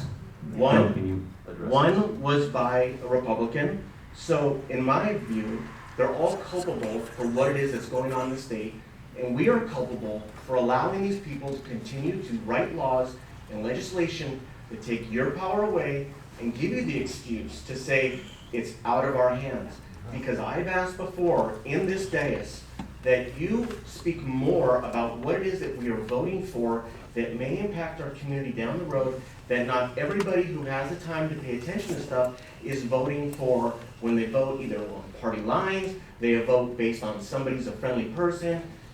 Senator Rubio, presented a proclamation tonight.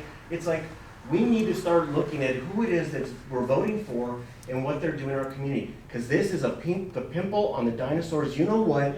If we do not stop this now, we are not unique in this problem. San Dimas, Laverne, Glendora, all these foothill communities that we all live in, we're raised in, we have our families in these communities, they are taking this away and we are doing nothing about it. So I ask you, just like the gentleman before me, to start speaking more loudly, more clearly, more articulately, more bravely about what it is that you're willing to stand up now and stop this nonsense. Thank you.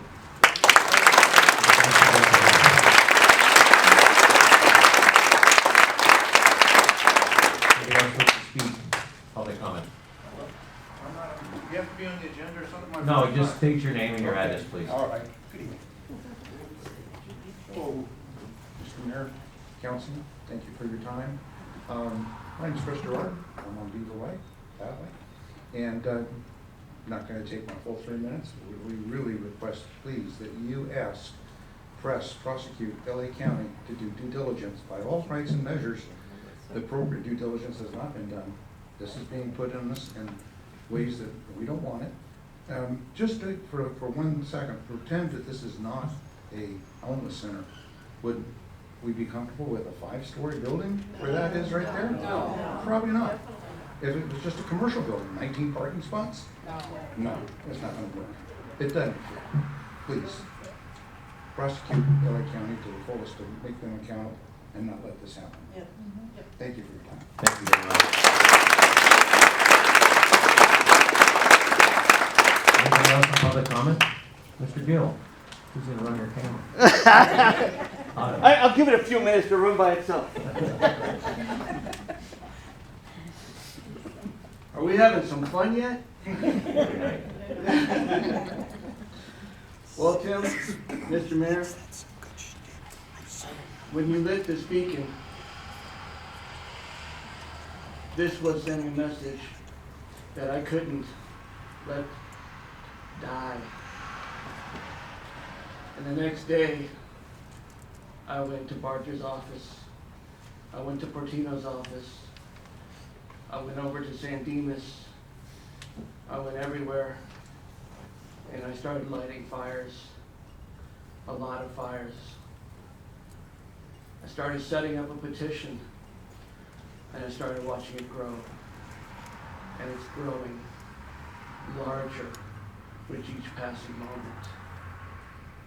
Our neighborhood, our cities do not want this building. As of right now, we have over 3,000 that have signed our petition.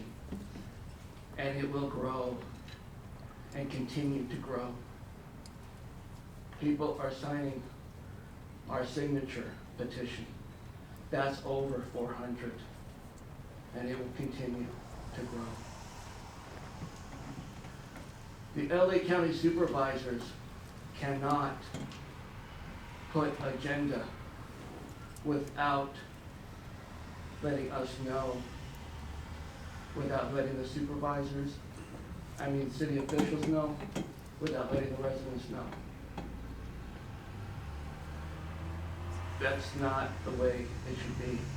Because if they are allowed to make agendas this way, then what's to stop them from doing it in other districts? This will be heard from every place. And you guys are well aware of it now. You see it on Facebook. You see it on Nextdoor. It'll be coming in more places. It'll be unavoidable. Granted, some of my words are not pretty, but they are recognizable. And again, it will grow. And I will not stop until they relent. Thank you. Yep.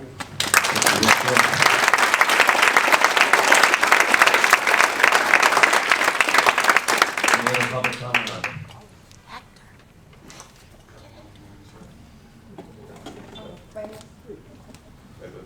Okay, we have multiples. Hello, everyone.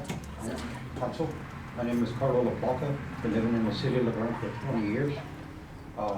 First, our police department is very busy as it is.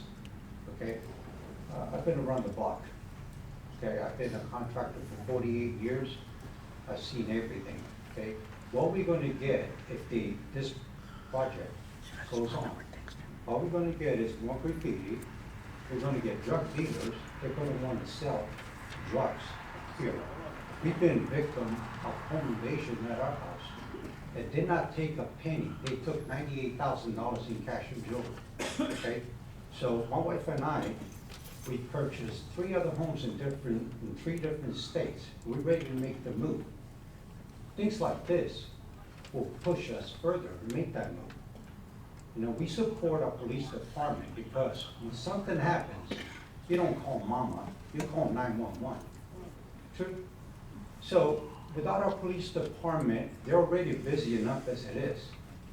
And without them taking up all these other crimes that would happen, what are we gonna call? They don't have any other sources.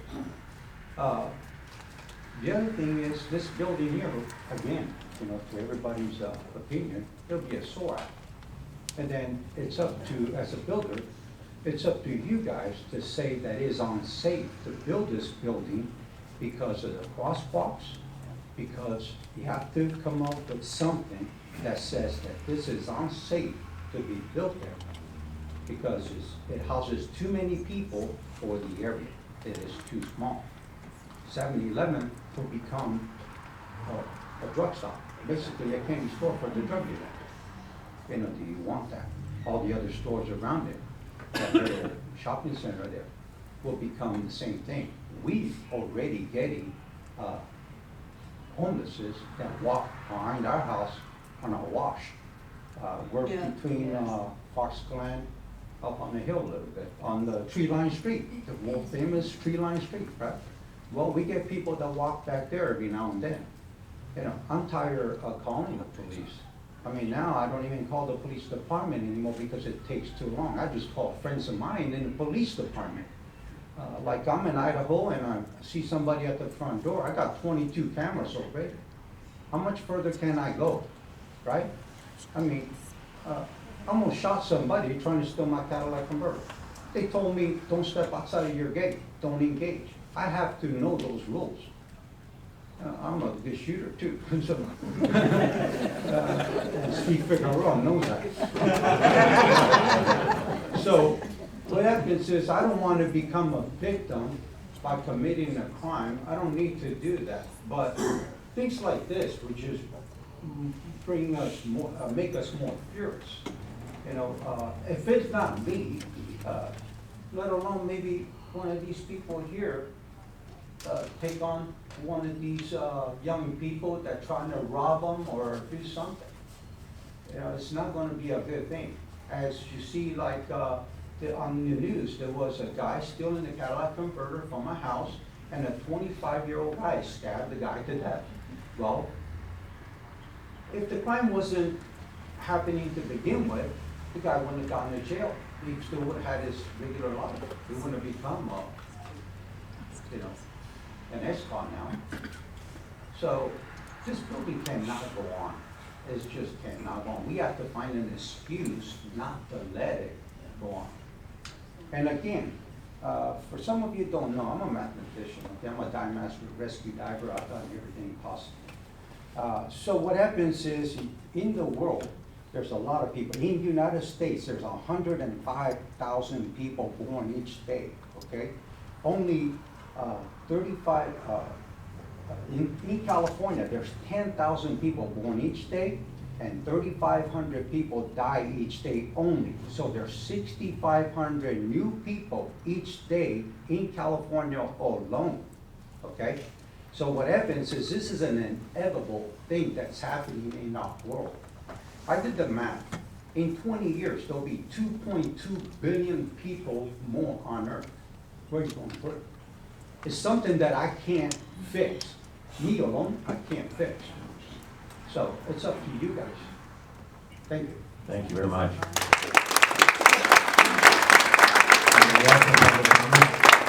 We have one on, yeah, bring him in.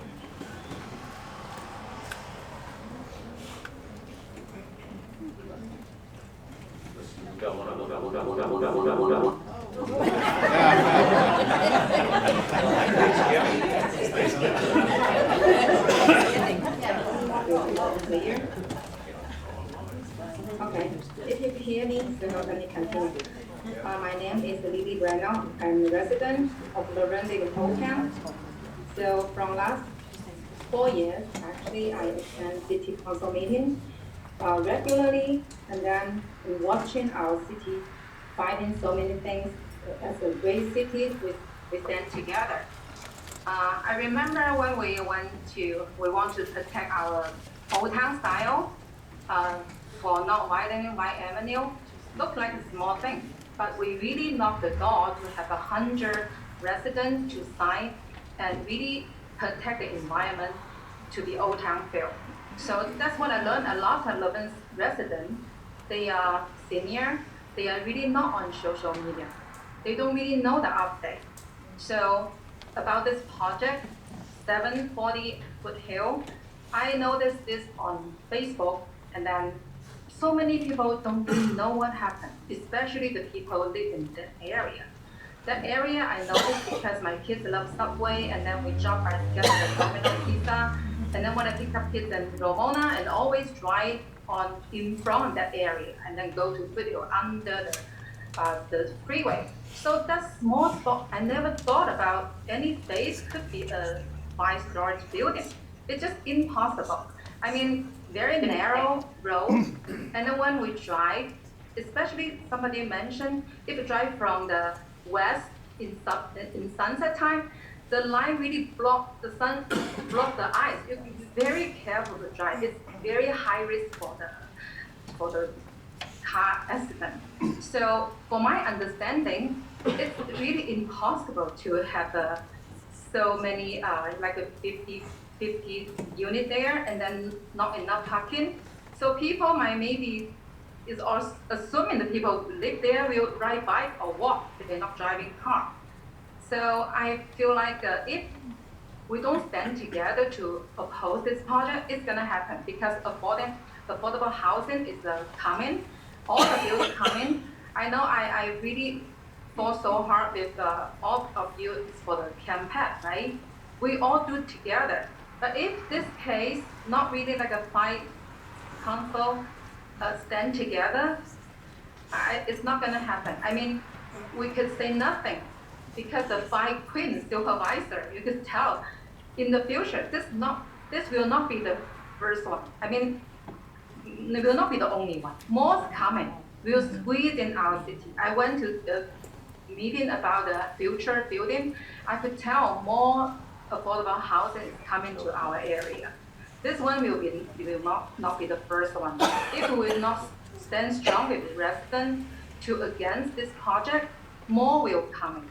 I just strongly hope 5 of you will really stand with the residents, our voters, your voters.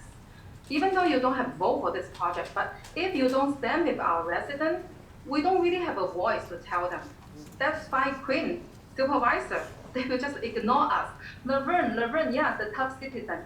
I call stay in line in the supervisor meeting very few times, and then especially the campaign, hours. So many residents really stand together against the campaign project.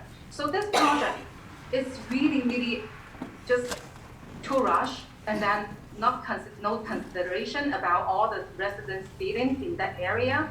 So yesterday's meeting, so many people, hundreds of people, but none of Laverne City Council show up. So maybe personal time Sunday, but people really feel disappointed for that, because San Dimas mayor and council, they come, they have official speech, and then, they spoke for the resident. So I hope city council and our mayor, we really think about this issue. Is really to build the trust again. So stand with us, not follow the bill, all the ridiculous bill of California. So thank you for listening.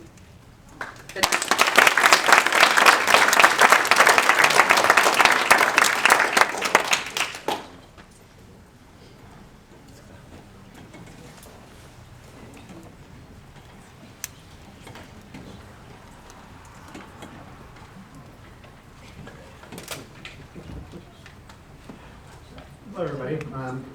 Ted, how are you? Council, thanks for having us. As you might know, my name is Hector Castaneda. Not like you might know. I put out a video recently, and it seemed to be pretty popular with the public. Also, we were responsible for sending out 3,500 flyers to the cities of San Dimas, and also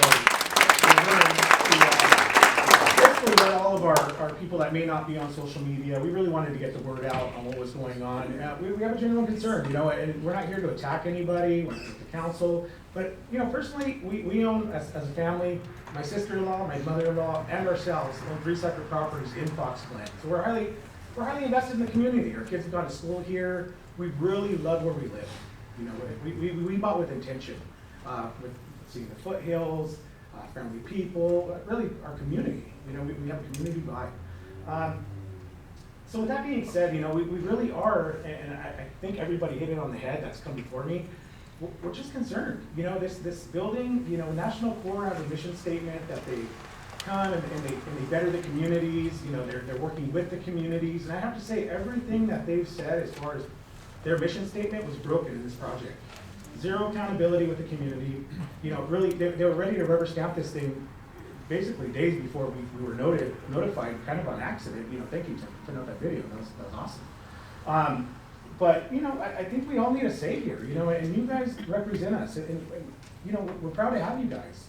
And I really want to say, you know, moving forward, I hope, I personally, and I think everybody here would really like to see some conviction in your words and in your letters that are going to be sent to Barger and all the other LA County Board of Supervisor officials.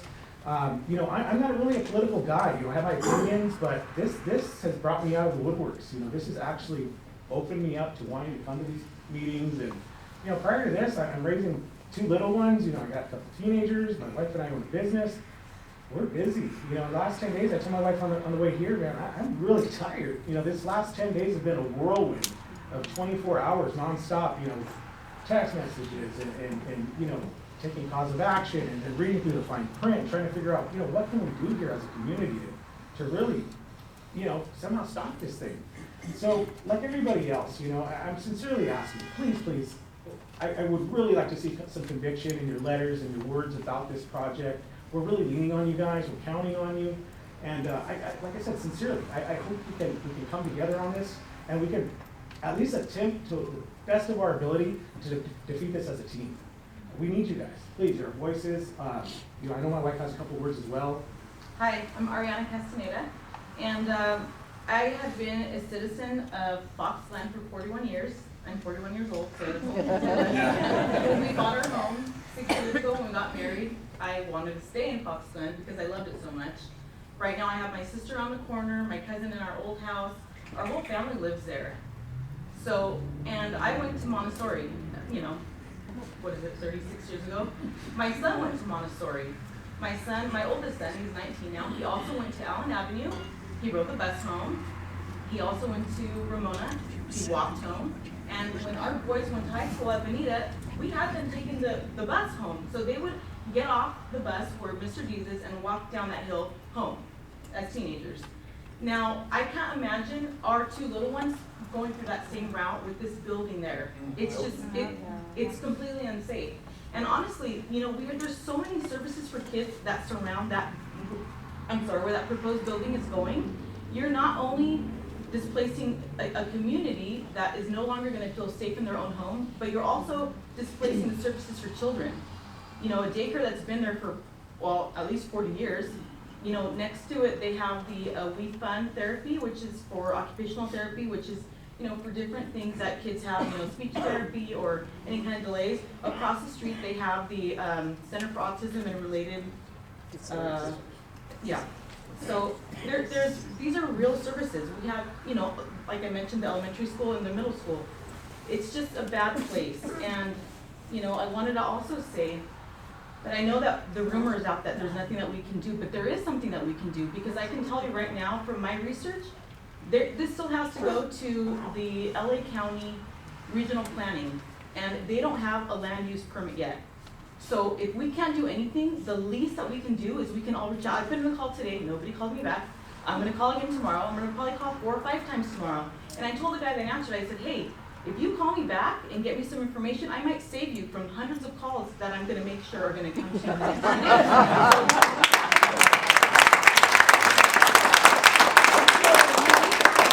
Another thing that I want to say is, I know that we're supposed to have a Zoom meeting. I don't want Zoom meetings. I don't want a Zoom meeting with Barger. I don't want a Zoom meeting with National Court. I want an in-person meeting.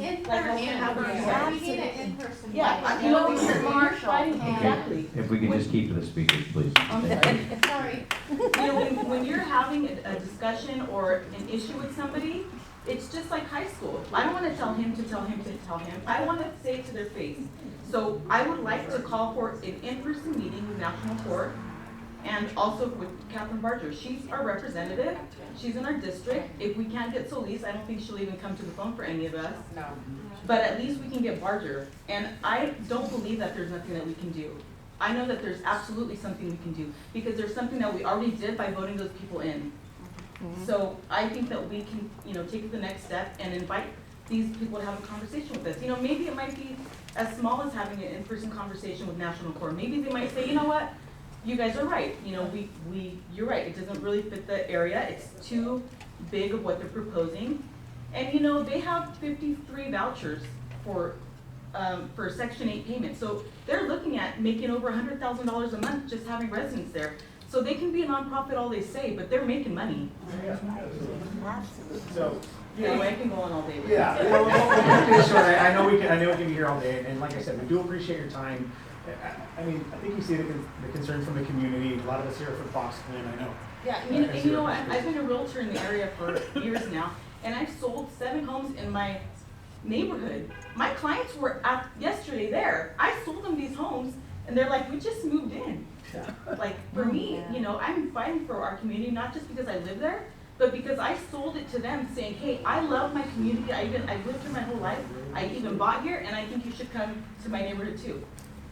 Thank you, guys. I appreciate all that.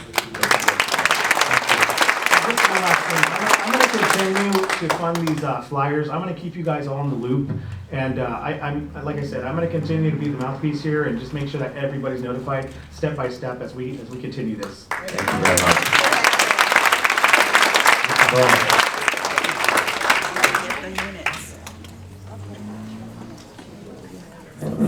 Mr. Mayor, Council, City Manager.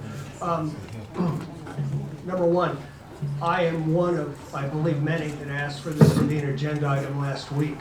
And Cash, thank you for responding, say that you would ask to put it on the agenda.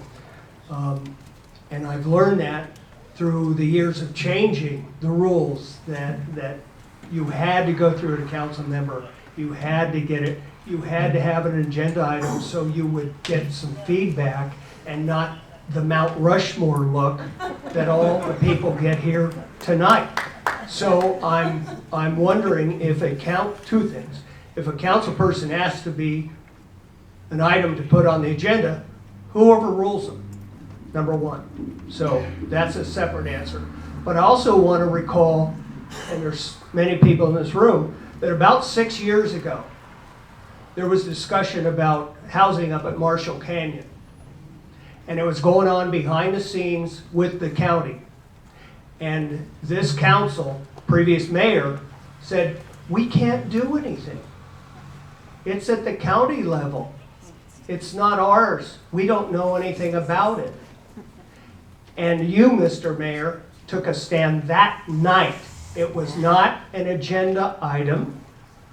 You took a stand to make a motion that night to send a letter to the council, to the city council or LA County. That night, you voted on it. That night, you sent the letter the next day. Why can't we do the same thing tonight?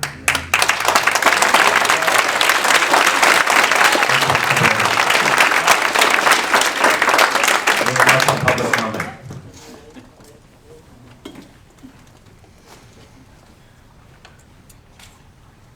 Thank you. Wayne Perry, 4744 Esperanza. I was up here, I made a comment directed to Mr. Domer about his city manager's newsletter. I was critical of the fact that he did not include any information about the concealed weapons item that had come before the city. I noticed that today it's in there now.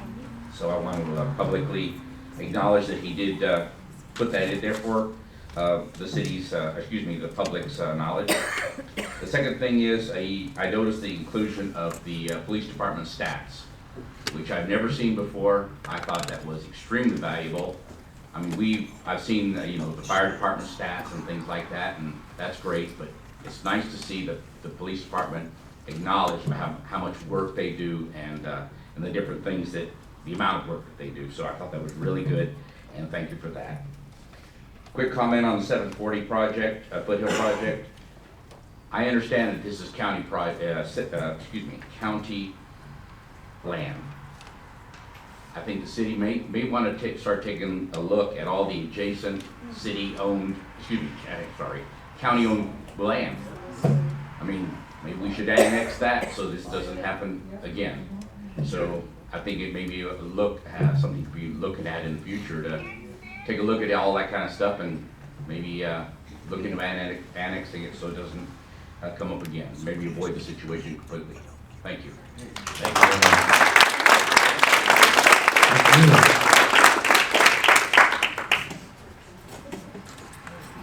Kathy Newland from Foothill Terrace. One of the things that I was going to point out is that they say that we need this building, that we need housing, we need to fill this. And there are other areas that the county has built, like on town or Gary, and those aren't filled yet. So can we push it off to be, there's other areas to fill first? There's another thing to bring up that we are. Thank you. Okay, thanks.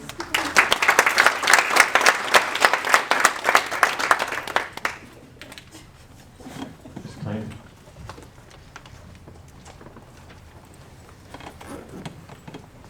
I'm Cynthia Heinick, Gardenia Lane.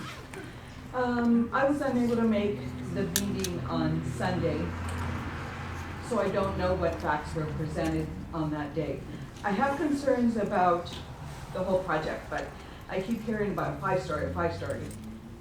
And I don't know what the true intention. I'm hearing on one hand for seniors, I'm hearing on another hand, I didn't use the term homeless. Irregardless of what the purpose is, a five-story building in that area is ridiculous as far as construction goes, as far as existence goes. I think we probably all feel something like that. It's totally unreasonable in that area. However, I'm concerned about the powers that be that would say, well, okay, we're hearing all of this complaints about the five-story, let's reduce the size.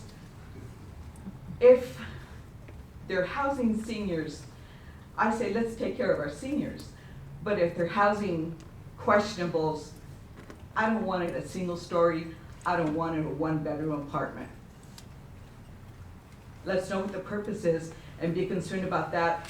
Like I said, I am concerned about a five-story building, but I wouldn't want it to be a one-bedroom place for someone who's questionable to live in my neighborhood, in our neighborhood. Thanks. Anybody else in public comment? Savannah. I'm stepping out of the peanut gallery. Savannah Sullivan, 5140 Hartfield Lane. I had no intention to actually step up here tonight. I interred my mother today, but I wanted to come and support all of the wonderful people that have worked so hard over the last couple of weeks to really pull this information forward and bring it to all of us in the community. So many people have invested their own money in this, and I just want to congratulate you all for doing this. It's amazing. I mean, we've got people on Facebook, and I call Danita or Pam.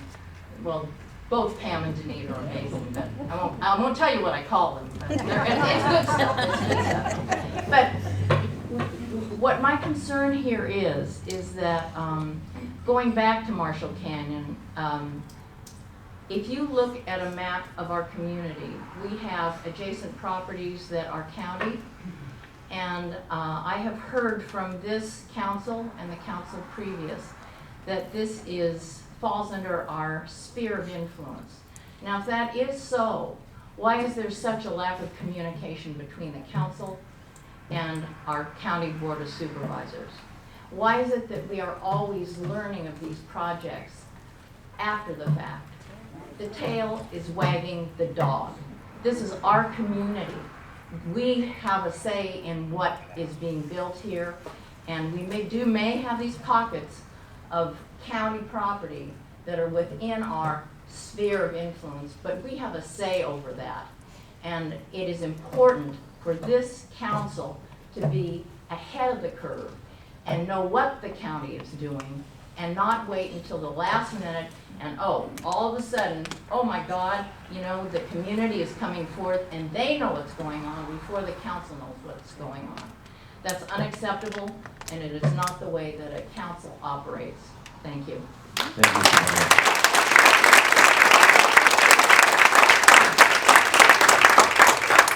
Sabine, I'm sorry for the loss of your mother. I know that's been a long. Oh, bless your heart. Yes, Yeah. it has been a long. It's it's been a long journey. Thank Yeah. you. You've been wonderful, by the way, you and your husband both. Bless your heart. Thank you. Sheila.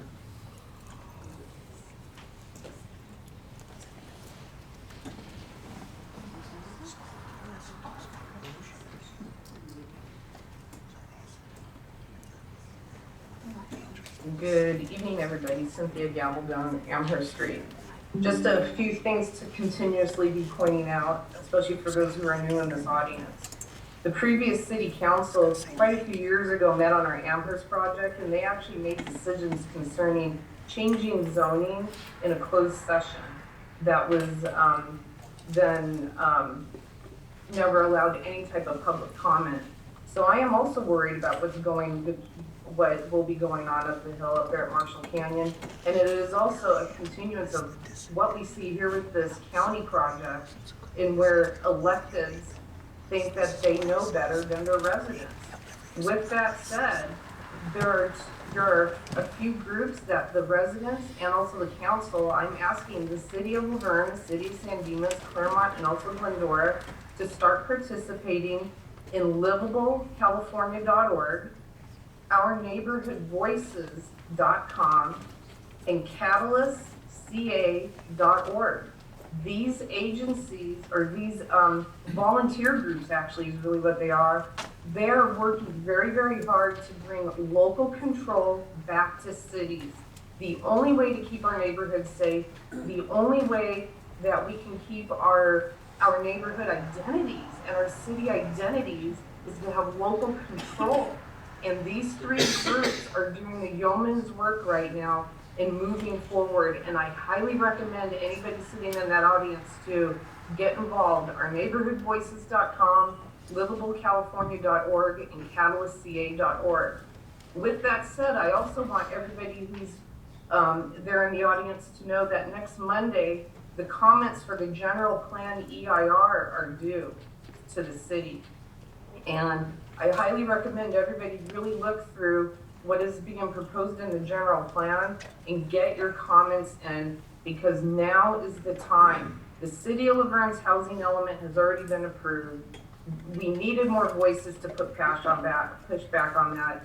And even though so many city officials truly believe they don't have a way to push back, all we need is some more backbone, and we can have many of our wonderful towns and cities in this wonderful state of California start standing up and pushing back against Sacramento.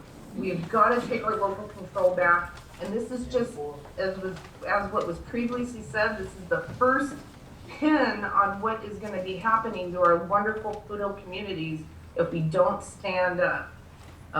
Get your general plan comments in by next Monday. Thank you.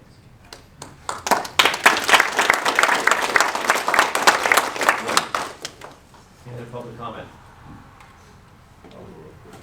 Come on up. Please state your name, please. John Platt, 4983 St. Andrews. I understand we need a solution for homeless, a solution for seniors. But I'm looking at this purely from a legal standpoint. So what I do for a living, I build laboratories. I build them all over the country. I get involved with all the cities, all the counties, even state licensure and things like that. I was just doing a really quick calculation on my phone, because parking ratio is a big thing. Okay? So for a standard warehouse, it's usually 1.5 per thousand. Anywhere up to a Class A office building, 4.0 per thousand. This is 58 units. I'm figuring very 54. conservatively at 400 square feet per unit, 23,000 square feet. If you go with the lowest parking ratio, you're at 40 parking spaces. you're putting up 18, how would that ever clear any planning commission, any city, any county? So maybe you should look at it from a legal perspective. Thank you. Thank you very much.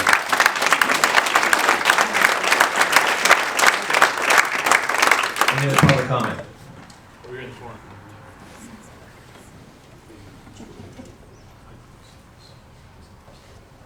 He's been sitting back there quietly all night, just waiting. I normally don't do this public speaking. We're welcome to have you, please. Christine Alband, I'm with Informed Parents of the USD.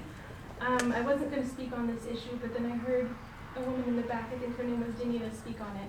And it was about the books that we have in our district. When she said they're sexually explicit, they talk about a 6-year-old giving oral and enjoying it in our elementary schools, every single one of them. And the other one talks about a father, I'm so sorry, talks about a father raping his 11-year-old. It's explicit. I would read from it, but as I said, I've seen a little girl here and I'm not going to do that. It's horrible. I know this isn't the place. I've been to the school board meeting. I've talked to the superintendent. We have teachers that want this in our school. I have proof of it. Teachers, parents that want this. And it's like, it's not about banning books about homosexuality. We're talking about pedophilia.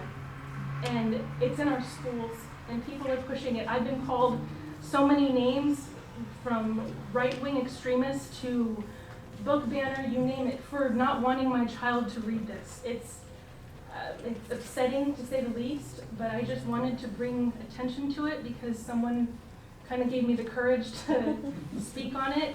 Again, I don't do this public speaking, but I just wanted to make you all aware that this is happening in our schools. Bonita is a home to grandparents, to families that are intergenerational.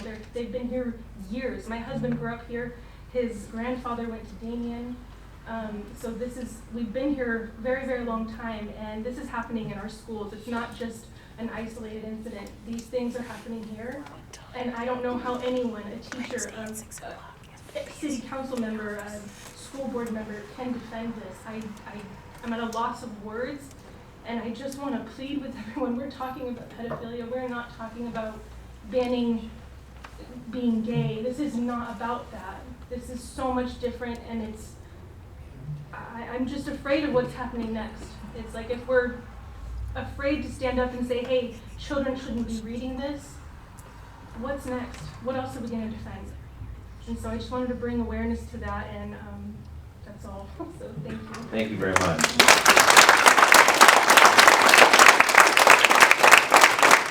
Anyone else on public comment?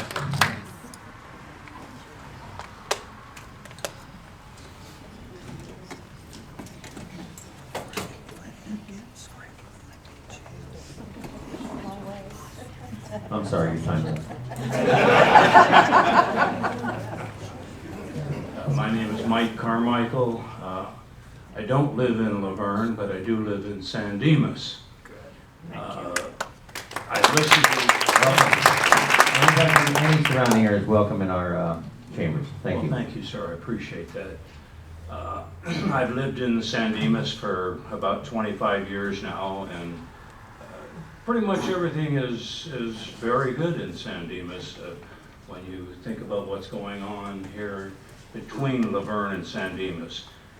But I'm a 76-year-old veteran. Living in San Dimas, most people today renting are paying between $1,900 a month and $3,000 a month for 2-bedroom apartments. Most of us old guys who are on a fixed income, if we didn't have wealthy parents, have no way of increasing our value because we can't own a home. We can't afford a home. We can't afford the down payment, nor can we afford the payment of the house itself, because of everything that's everybody has not mentioned tonight. And what really concerns me more than anything else is being on a fixed income, my taxes are going to go up. That's inevitable. The police department are being stretched to the nth of their capabilities. Now they're going to have to be covering this 500 unit building, which not one of us in this room. Let's not go crazy here. It's no more, I'm sorry. 554, it's still. I know I get loud. You'll I have 500 apologize. But these are the things that frustrate me, is that now my taxes will have to go to things that myself nor any one of these folks in this room, and a lot more folks that aren't in this room, are going to have to pay for. And I just feel bad for not only myself, but everyone that's in my same boat, being on a fixed income and cannot afford the luxury of increased taxes. Thank you for listening. Thank you. And on your way home, get an in and out and fill up your tank, please. In Laverne. Anybody else public comment? Please.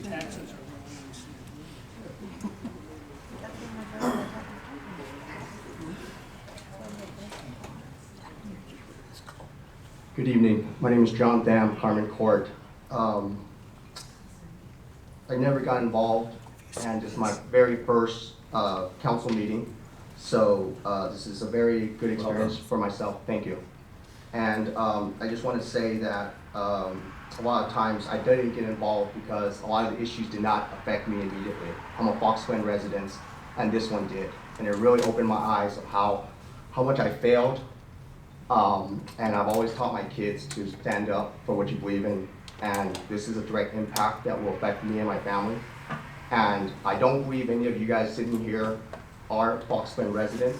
So I do understand I was there myself, where if it doesn't affect you directly, it just doesn't, you just don't feel it as close. And it doesn't just touch you or affect you in a way where you really need to stand up and fight for something. And I know that there's previous issues that has occurred, and that could be done, things that can be done. For my research, National Corps does not have a good track record. And as the brave little girl that helped open up this public comments, you know, they are rotten to the core. And there is a lot of things that I strongly believe that we just need your leadership in the roles that you guys are at, and when you guys can kind of, you know, when you guys take your time to really sit and see what you can do, there is a lot that you guys can do for us. And we need you guys to lead. And I think, and I strongly believe, I don't know how this process works, but I have heard a gentleman speak earlier today saying that on a previous issue, you guys were able to call an immediate vote. And I stand here today and I'd like to ask, what can we expect from you? Can we expect an immediate vote today? Can we expect a letter signed by all of you to oppose this project? And when can we expect that? Because I strongly believe if we stand together, we can make an impact. We can, we will, and we must. Thank you. Thank you.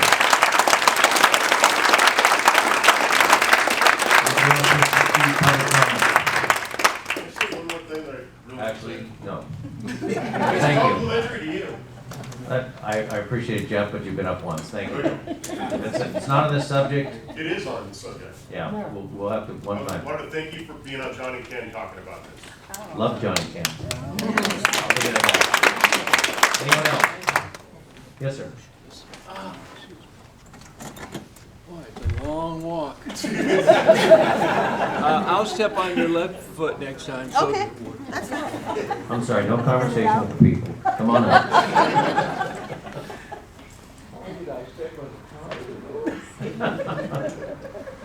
My name is Robert Shears, and I believe you heard the hard cry of the people tonight.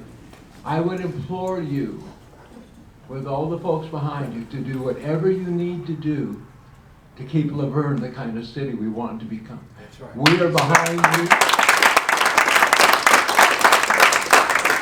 We will back you mentally, physically, prayer, whatever you need, let us know. We are with you. You're the forward troops, but you've got the people here supplying them whatever they need. So I would say, let me echo the heart cry of your people. Just do it. Yes.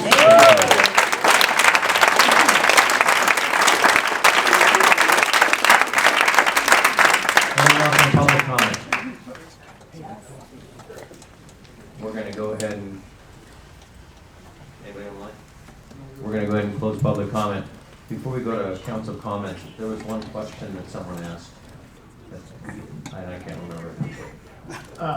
Regarding. So basically about a letter. So we were putting on. And there was something else before that. There was something else. The signs?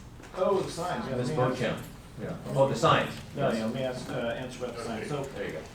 basically, we do not regulate signage on content. So if it was for or against the development, if they were in the median or in an area where they are not supposed to be, they would have been collected. I'm glad that they were returned. If somebody who's doing it, I'll talk to you about where you can put them and all that stuff, and then instruct you on that. So they just can't be in the medians and public right of way and all that stuff. But definitely, let's talk tomorrow and work with you on that so we can make sure that you can post the signs. They can be in your front yards, they can be everywhere else. Yeah, so I'm glad that we did return them. But again, we don't regulate on the content. So if it's for or against, we had these issues during the election seasons, and there are regulations on that, but more than happy to work with you on that. Regarding, did you want to say anything before I chat? Regarding the letter? So we were planning on having something on the 15th, in the next meeting. We know that San Dimas City Council is putting something on the 9th. We stagger meetings. We are working together on, points and all that stuff. What the city council could do, listening to the residents tonight, the best option is to call a special meeting. We can do that within 24-hour notice. So unless you want to meet at 8:45 tomorrow night, I would suggest maybe Wednesday night. Wednesday. I want to get this done. We need to talk about it. No, that's the school board meeting. I just want to tell everybody thank you, and believe me, we understand. And I will say the old adage, this isn't my first rodeo, but it takes people. And I can't go too far with that, but we really appreciate all your help. I know people spend money. This is very upsetting for all of us, but there's channels we work through. And I think with our city management and our city attorney and with San Dimas and everyone included and the residents, let's get this thing moving forward as far as what we don't want in our communities.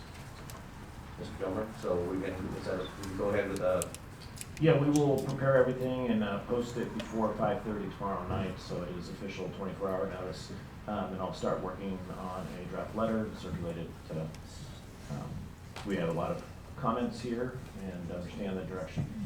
So we'll have that Wednesday, is that correct? Correct. And then shortly after that? Yeah. You need a motion for this? Yeah. I don't think so. No, because the mayor can call a special session. Calling a special session for Wednesday. Yeah.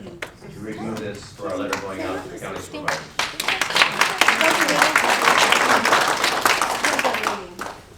I would request that it be at another day, only because Wednesday is the school board meeting, and they only meet once. Unfortunately, we need to get this done, so I'm sorry, but we need to have this. It's important. We have a couple of members that are going to be out of town for a wedding. No, we need to be in person. Okay. Do it. Tonight? Do it in person. I will be in person. I'll do Zoom on school board. Well, we be on Zoom. We have a wedding, family, friends wedding. Yes. So I'll defer to the city attorney, but there are allowances. You have to post the place though. No, not under the current one. You can be on Zoom. We have to have a majority of the council members here, but two members can be. If that would be the case, we could do it Thursday. If there's a school board meeting, we don't want to. I think. Do it tonight. Let's do Wednesday. No, we need to get this out. No. Wednesday. So Wednesday at 6:30, right, in the chambers? Chambers. Okay. Right here. Right here, okay. Wednesday, 5:30 or? Is it, oh, we can move it early? Well, we can, it's a special meeting, so we can call it at It's any also time. Cassie at I 5. know Cassie's at 5. Oh, okay. And then school board's at what time? 6. 6.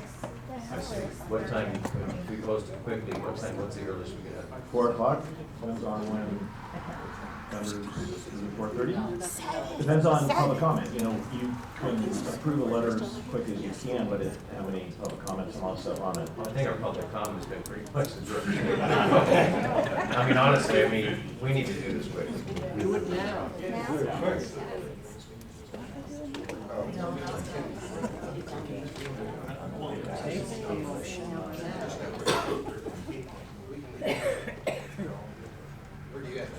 I take it.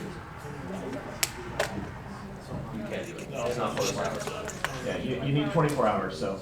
And we cannot adjourn this meeting because it was not on the agenda to. And we can't put it on as an emergency item. It doesn't meet the criteria, yeah, I don't want to violate that. Let's do it Wednesday. Whatever works for you. 6:30? All right. Or you want to make it 6?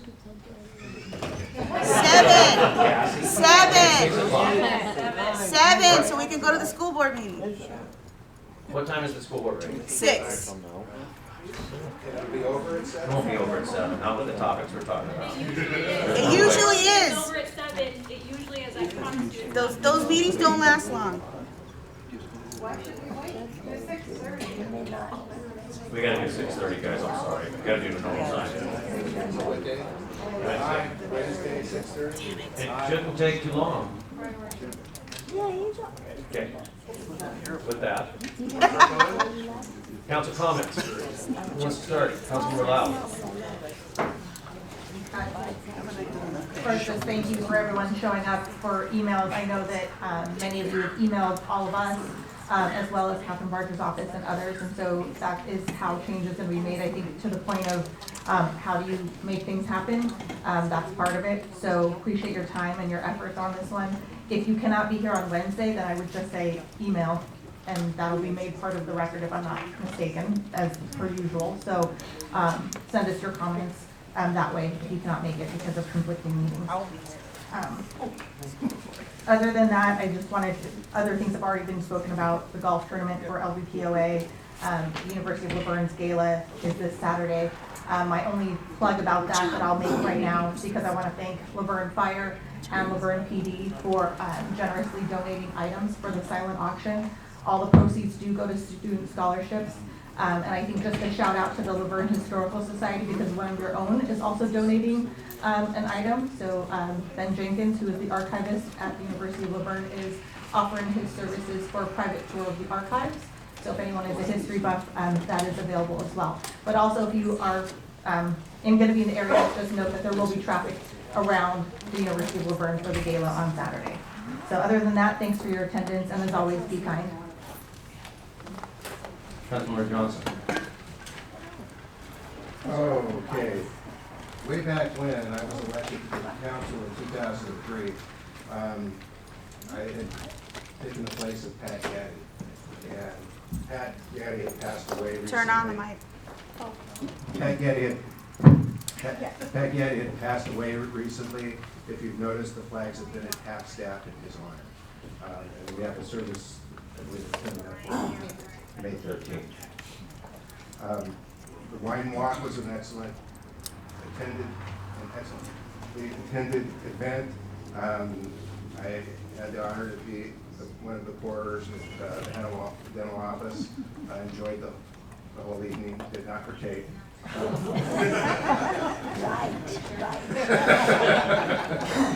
Unlike someone else.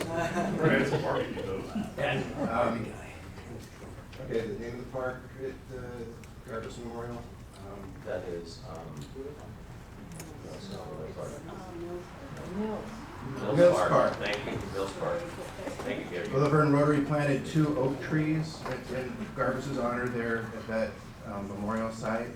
I just wanted to bring that up and thank the city again for taking care of that. Councilmember Cash. Thank you, Mayor.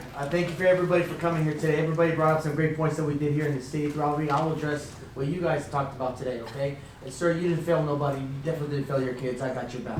Sir, talked about conviction. You'll see conviction. Sir, you talked about those that, you know, minus the homeless. Who wants a 5-story building? I get it.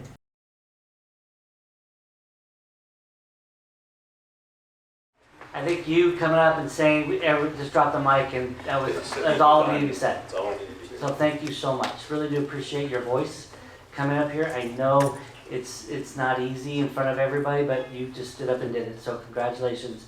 And again, if you live in my area, you can have my seat because you speak up. Awesome. So thank you for all you did. It shows we're in great hands. We're in great hands for the next generation to come up and really stand up. So I really do appreciate that.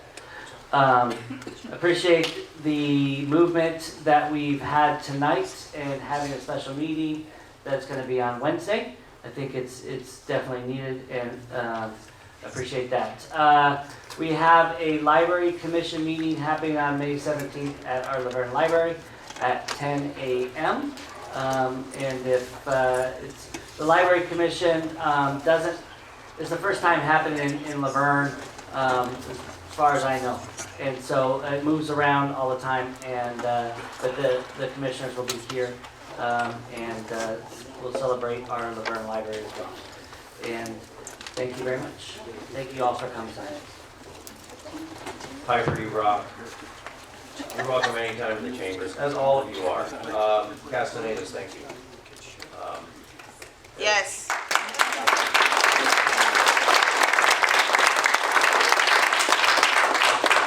As you've heard, this is very serious, and we will be working on that, as you saw. So we are addressing it, and I appreciate all your comments. It's very important, not that we don't know the heartbeat, but it's very important for all of us to understand, and that's what we have in these meetings, and all of your comments are taken truly to heart. We have a wonderful community, and we want to keep it that way.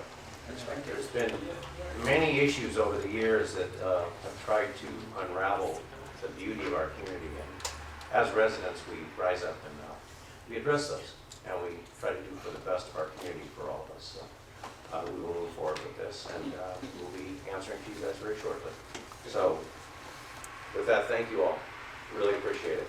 Really appreciate it.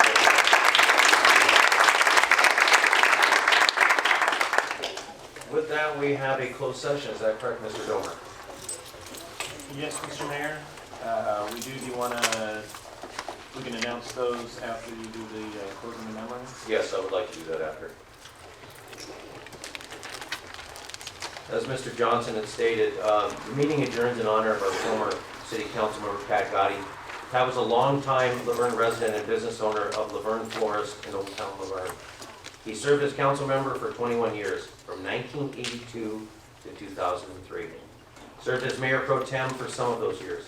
Pat had a deep passion for the community and ran for council to serve as a voice for the residents of Laverne.